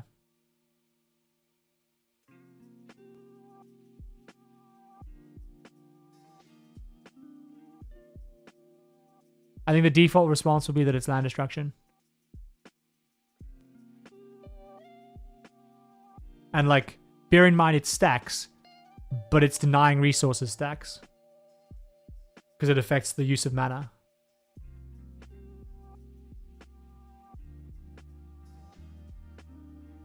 Okay, so I don't know if there was an update in the Kali deck. I'm just going to look at it quickly.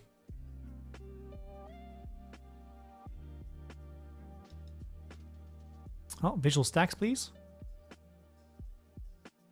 What deck is what brackets is supposed to be?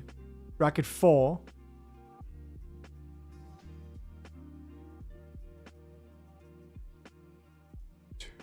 So I'm just looking here. I think the problem with Kalia in bracket 4 is that it's playing a pretty honest game plan, which is play Kalia, attack, put in a big creature,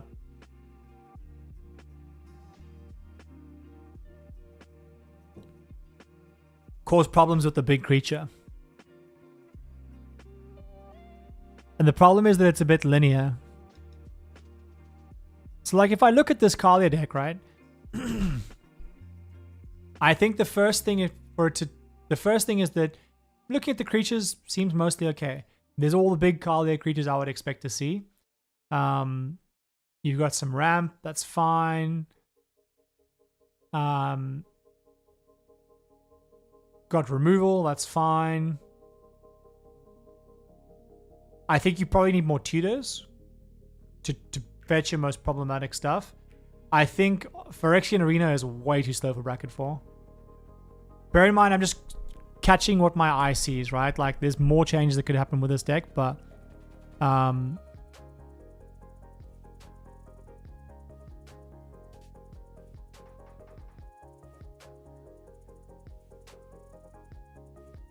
yeah, I think Phyrexian Arena is way too slow. I think Blind Obedience is awkward because you probably want to be ramping on turn 2, and you probably need more ramp because you have to play Kalia on turn 3 if there's any chance of doing anything in the game. So I think you need 12 sources of ramp. You could look at stuff like Skirk Prospector. You could look at Strike It Rich. Cards like this that give you 1 mana in a burst. So Simian Spirit Guide allows you to exile from your hand and get a red mana. You really want to have 12 sources of ramp, I think. Armageddon, you love to see it. Oh, you've got Grim Tutor, you got Demonic Tutor. Okay, your tutors are fine. Sorry, I take it back. Grim Tutor's probably too slow. Oh, but you don't have to play the card. No, it's fine. It's fine. It's fine. Yeah, I think this looks mostly okay. I mean, you'd have to tell me what... I think you're gone. I don't think you're here anymore. But you'd have to tell me what's wrong with the deck for me to give you a real understanding of what could be improved. If I look at this at a glance, I think it looks mostly okay. I think the biggest thing I would say is that I feel you need more early game ramp. And maybe some more interaction, because your removal is Path to Exile. Deflecting Palm, I don't think should be in this deck. I think it's too janky. It's too weird. But your removal is Path to Exile, Dispark, not really Rakdos Charm, Angry Star Making, and Crackling Doom. I think you need much cheaper removal. You need to be running stuff like Deadly Erotic, maybe Snuff Out. I think Inevitable Defeat's too expensive. I think you want Terminate, like really cheap removal. The lowest mana curve that you can get, and it better ramp. And I think that fixes a lot of the problems. That's what my guy would be. And take out stuff that's a bit janky. Like, I think that Blind Obedience is bad in this deck, personally. Phyrexian Arena is bad. You've got Teferi's Protection, which can protect stuff, but you've got like 1 protection spell, so how important is protection to you in this deck? Maybe you don't want it.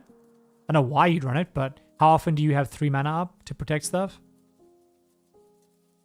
I just think aggressively looking at the mana curve and aggressively looking at some more ramp would solve a lot of the problems. All right, we're looking at Eternal Blink. Sunshine. I'll answer that. So I said that I'm happy to look at the decks that people dropped into the channel quickly in my Discord. I'm probably going to cap that though now because I'm wrapping up the stream soon. But normally when I do a stream, if people drop some decks in the channel, I'll have a quick look at them to give quick thoughts. But bear in mind, it's super quick thoughts because otherwise I'd be here for a long time. So probably not today, but next time around. You can also drop them into the Discord channel in general. Lots of people help out. So for the Lucius deck, what was the help that was needed?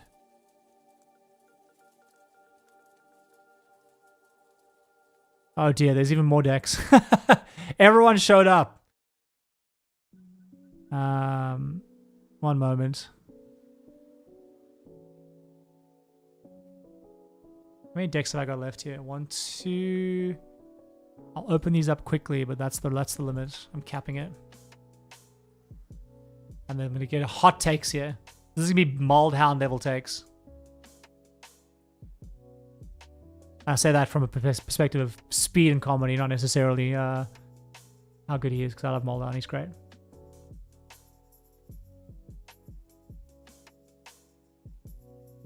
Yeah, Mr. Broden. Definitely, again, the cards I would call out is Simian Spirit Guide, if you remember that. Skirk Prospector, you can sack it to make a red mana. And Strike It Rich, because you can play it to make a treasure. Also, the monkey, whatever the monkey is called. It's been a long stream, I'm blanking. Ragavan? Ragavan can also make you a treasure. You play it on turn 1, you attack turn 2, you make a treasure. So Ragavan could work for you. There's 4 amp spells right there that'll help you fix your problem. And they can all be played on turn 1, which is nice. Because again, think of it like a ritual, right? You don't need the repeated ramp. You just need the ramp to get Kalia out faster. So for Lucius, I'm going to try and scroll up here.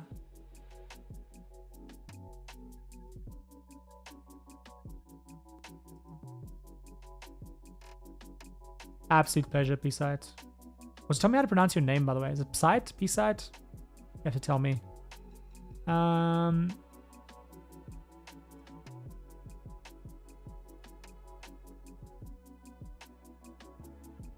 Dev, is this your Lucius deck that I'm looking at?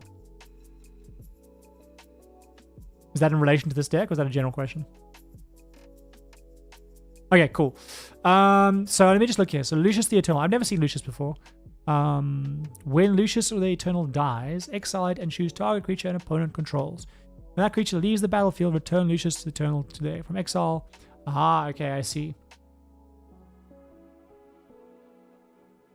If you're destroying everything toughness 5, is it too oppressive for bracket 3? Let's have a look.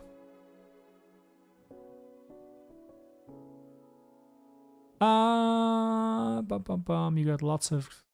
What do we got here? Lots of things that... Okay, this is good. Sight, okay. I'll remember for next time. Thanks, Sight. Thanks for hanging around.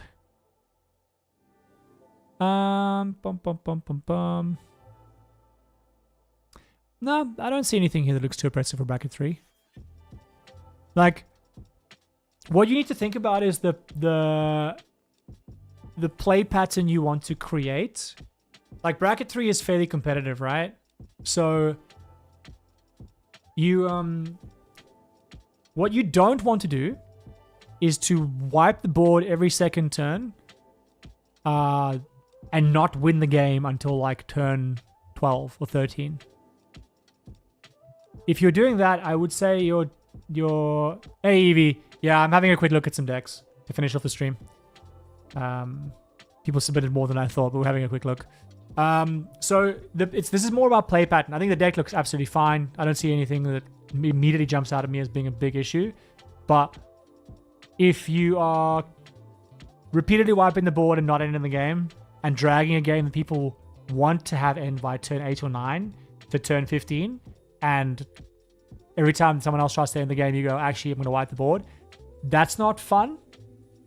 So it's less about oppressive and more about play pattern. As long as you are able to end the game quickly by wiping the board, this looks absolutely fine. You'd have to tell me about how fast you wipe the board with your pingers and things like that. But yeah, seems good.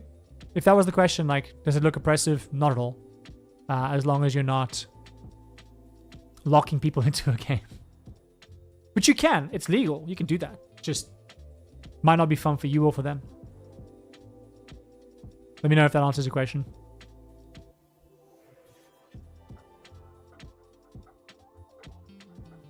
I love Warstorm Surge, and I love Where Ancients Tread, by the way. Absolute banger cards. Thanks, Side. Nice to have you here. This is a cool deck. I like it. I like what you got going on over here. It's an interesting take on it's very Rakdos. I like it.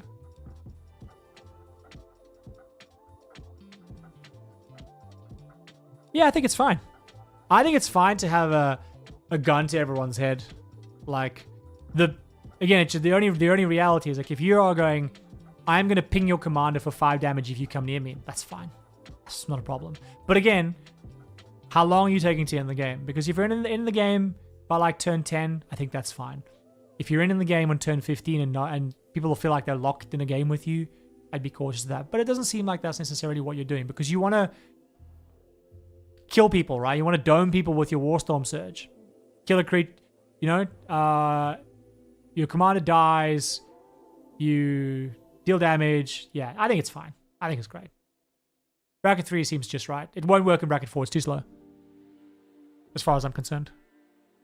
You need combos for bracket 4, and unless I'm mistaken, I don't see any combos here. I see a very honest, I'm going to ping 5 damage over and over and over and over again.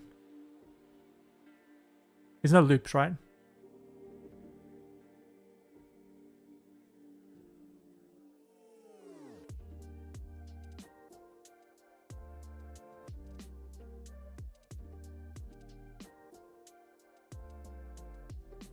Okay, what's next? Zur the Eternal Schema. You sharing this just so that I know about it? That's cool. Okay, if that's the case, I'll have a look at it afterwards. There's no question. Just because I want to get through these. It's lunchtime and the frog is hungry. The frog hungers. Okay, Dax. Let's look at Tasigur. I'll just move this over here. I'll come back to it. Is this too strong for bracket 3? Tasigur, the Golden Fang. I mean, can you tell me how you win? Are you still here?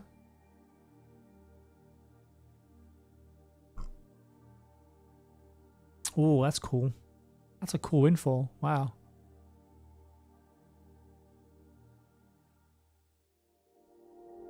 Darthy Voidwalker. Seedborn Muse, Demonic Tutor.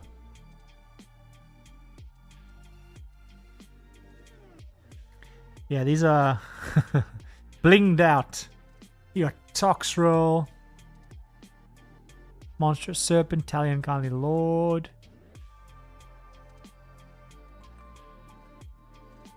I mean, I'm looking at this. I'm not seeing anything that seems overly mean. Like, it looks like a well-built, I'm going to make you suffer deck. Like, you're countering stuff, you're destroying stuff.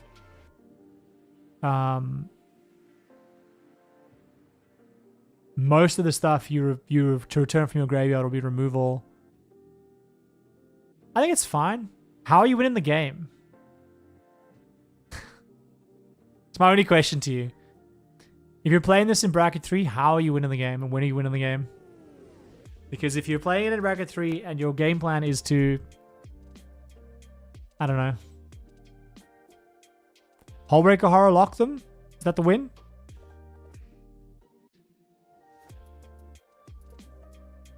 Board control, yeah, okay.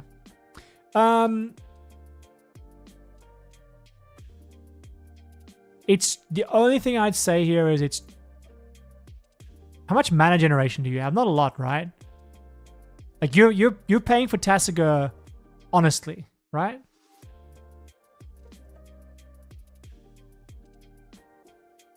Like you don't have reduction where you're like just doing multiple activations per turn.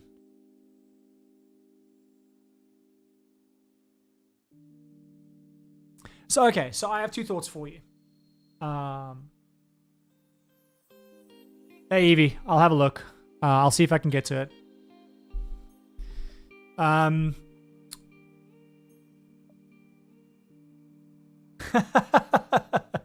Yeah, boy, Commander will do that. $20 Snapcaster Mage. It's probably even more expensive, to be honest. So yeah, I think I have 2 thoughts for you. One, this looks like it struggles to win the game, and I think I would think about that. Because if you're going to be telling everyone no, similar to the previous deck I looked at, if you're telling everyone no all the time, they're going to want the game to end. They're not going to want... They don't want you to go, I've got so much removal that I can just keep doing this all day. That doesn't feel good. It feels good. It's fine in a constructed game, like competitive format, because it's about winning the game. But in a game of Commander, even in bracket 3, people still kind of want to feel like they play the game. So I think that's my only concern for you here is, but it doesn't look like you're overly oppressive based on what I'm seeing. It doesn't look that bad. It looks fine. I would just say I would think about how you can add a late game combo. Like, do you have a combo that you combos that you run with Hullbreaker Horror where it's an infinite, where it's like you play a spell that triggers return spell to hand, play it over and over and over again. I'm going to bounce everyone's permanents, and you're never going to have a permanent. Do you concede? That I think is a better way to win this game than maybe what you have at the moment. Yeah, I think you have to. I think the deck is great. I think it's just fine for bracket 3. I think it's very like tuned. Like it's clear, like you've got, like it's a good deck. It's got a lot of the stuff you'd run in bracket 4. I think you just want to, it doesn't look like you're playing a Hullbreaker Horror before turn 7 or turn 6. If that's the case, then I think you just want to add a combo that you play with something like the Hullbreaker Horror or another similar card that allows you to go infinite and just lock everyone out the game so that they go, okay, we concede. That's your win con. And you tell people at the start, this is my win condition. If I get this, please don't try and play it out. Like, please don't make this painful. If I get the Hullbreaker Horror and I show you the line and you don't have interaction, we go next. Yeah, I think people really hate feeling like they're locked in a game that they can't engage with and having to scoop to end the game. They really don't like that. With that said, this doesn't look like it competes in bracket 4. It doesn't look like you win the game before turn 8, which means that you're just going to lose every single game. Because you're going to trade interaction with people, and you don't have fast enough ways of filling your hand again to survive. That would be my advice for you.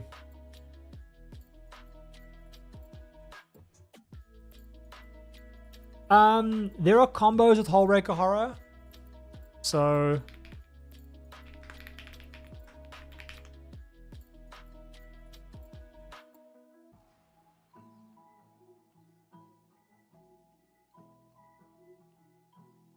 yeah, there's a whole bunch of combos with Hullbreaker Horror that allow you to get infinite mana, infinite storm count. So you could, for example, have infinite storm count and brain freeze everyone. That's a good win condition with Hullbreaker Horror. If you don't know what brain freeze does, it mills 3 cards and it has storm. So like, yeah, like Hullbreaker Horror combos with literally anything. That's why I pointed at Hullbreaker Horror and I was like, I know this card wins the game. Do you have ways to win the game once you have Hullbreaker Horror in play? As long as you're playing Hullbreaker Horror on like turn 7 and turn 8 and you're not playing it on turn 4 or 5, not comboing then, I think that's perfect and that's what you want. Deck looks fine. Get some more ways to win the game. I think you'll be in a good spot.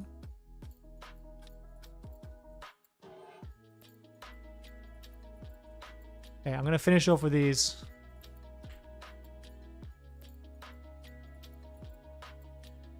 And then we're done.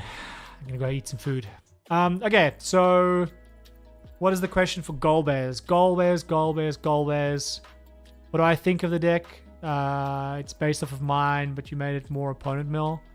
I imagine I'm going to think this deck is fine if it's based off of mine.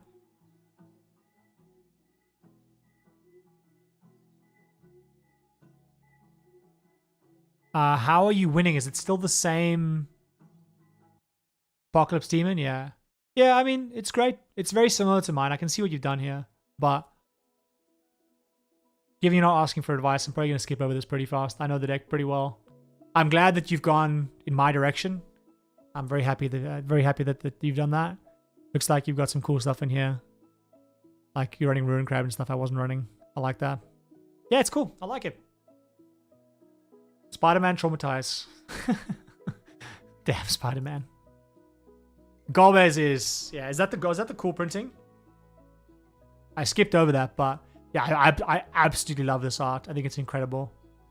Like, Final Fantasy was right on the fence of, like, not magic-y, but magic-y enough. And, like, this art is just 10 out of 10. If you give me anime stuff that looks like this, I'm fine with it. if it works in the world. Okay, where were we?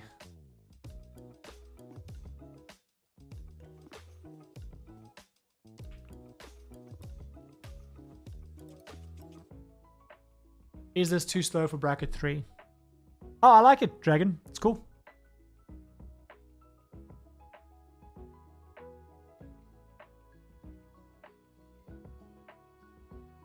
I'm just skipping over it slightly faster just because of 89 of time. I aim to stream for about 2.5 hours and I've taken longer than I thought, so. Okay, so is Narcy strong enough for bracket 3? Question? Too slow for bracket 3. Okay. Whenever you sacrifice an enchantment, draw a card, and then whenever a final chapter of a saga you control resolves, each opponent loses X life, X saga's mana value. Okay. First thing I'm going to look at here is your mana values. It's pretty top-heavy mana curve. The problem that you have with a lot of these sagas is that they need to trigger, right? So I would say, yes, it's probably too slow. At a glance, and I bear in mind this is a glance, right? But you want to get Nasty out as soon as possible, and you want to, because the problem with the sagas, it's the same problem that we had with the Tom Bombadil deck I spoke about earlier. The sagas, you play them on turn 5. Now they need to tick up. Let's say you're playing it on turn 5. It needs to go 6, 7 before you get Nasty's trigger. So you have to have like how many sagas in play before you kill someone? So given you have limited ramp, so I would say you need more ramp for Nasty and your sagas to speed this deck up. But even then, you need multiple sagas in play to try and get like explosiveness. It's very linear right now and it's very slow. So I would say right now, for me, this is a bracket 2 deck through and through. If you wanted to try and make it faster, you want to have more ramp and you want to make it more explosive.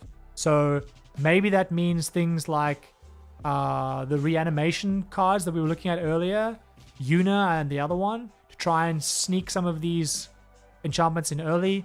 Maybe you want to run a self-mill strategy and you run replenish so that you can get all of this stuff back at once. Like if you go self-mill, self-mill, self-mill, self-mill, replenish, and then you build towards a turn where you're doing 30 damage, for example, in one turn.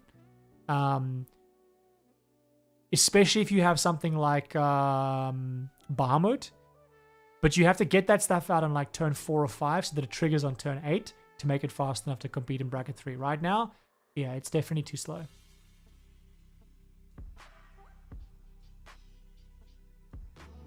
Okay, the last one.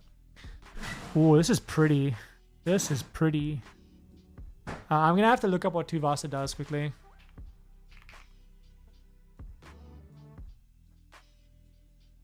So it's +1/+1 for each enchantment. Whenever you cast your first enchantment spell, each turn draw a card. Okay, yeah, that's basic enchantments. Very nice.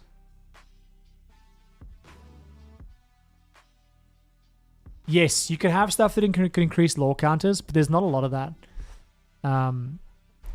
I think you could have that, but I also really like the line of like cheating and your stuff into play.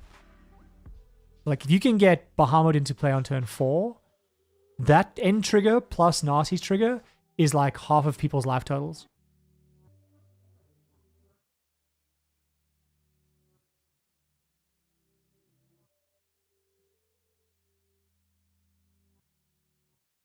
This is a nice Enchantress deck. I love Enchantress as a theme. So I mentioned, yeah, that's cool. Academy Rector is something you could play as well. And an enchantment-based deck with sagas, but... Oh, this is cool. I haven't seen a deck play Decree of Silence at all. Parallax Wave. Wow, this is really cranking out the old cards. This is very cool. Dream Halls. Wow. This is very cool. Opalescence. Just looking at this, I know this person has played Magic for a long time. I'm going to hazard a guess. Played Magic for a long time.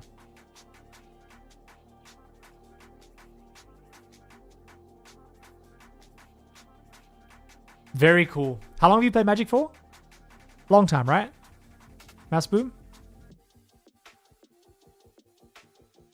Like, you're playing cards from Visions. You're either a very creative deck builder. You're playing Pemon's Aura. Like, you must be similar to me in age, I imagine.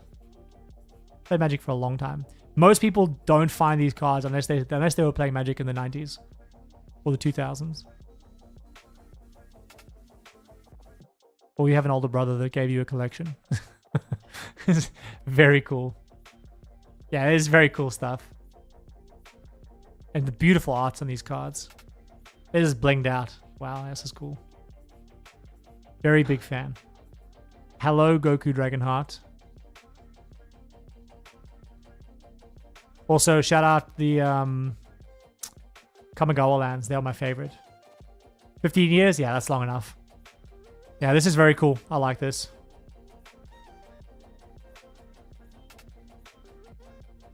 Very cool. Glad that you got the old Ristic Study rather than like one of the anime ones. Remember when this card was like $1? Back in the day, if I had the presence of mind when I was younger to buy all the Ristic Studies that no one wanted, the bulk card that you'd find in the bulk bins, could have been a millionaire. But hey, who'd have thought? Who would have known? All right, on that note, I'm going to wrap up because this has been a long stream, but I thank everyone for hanging out. I will most likely stream in 2 weeks' time at the same time. I might experiment with streaming a little bit more.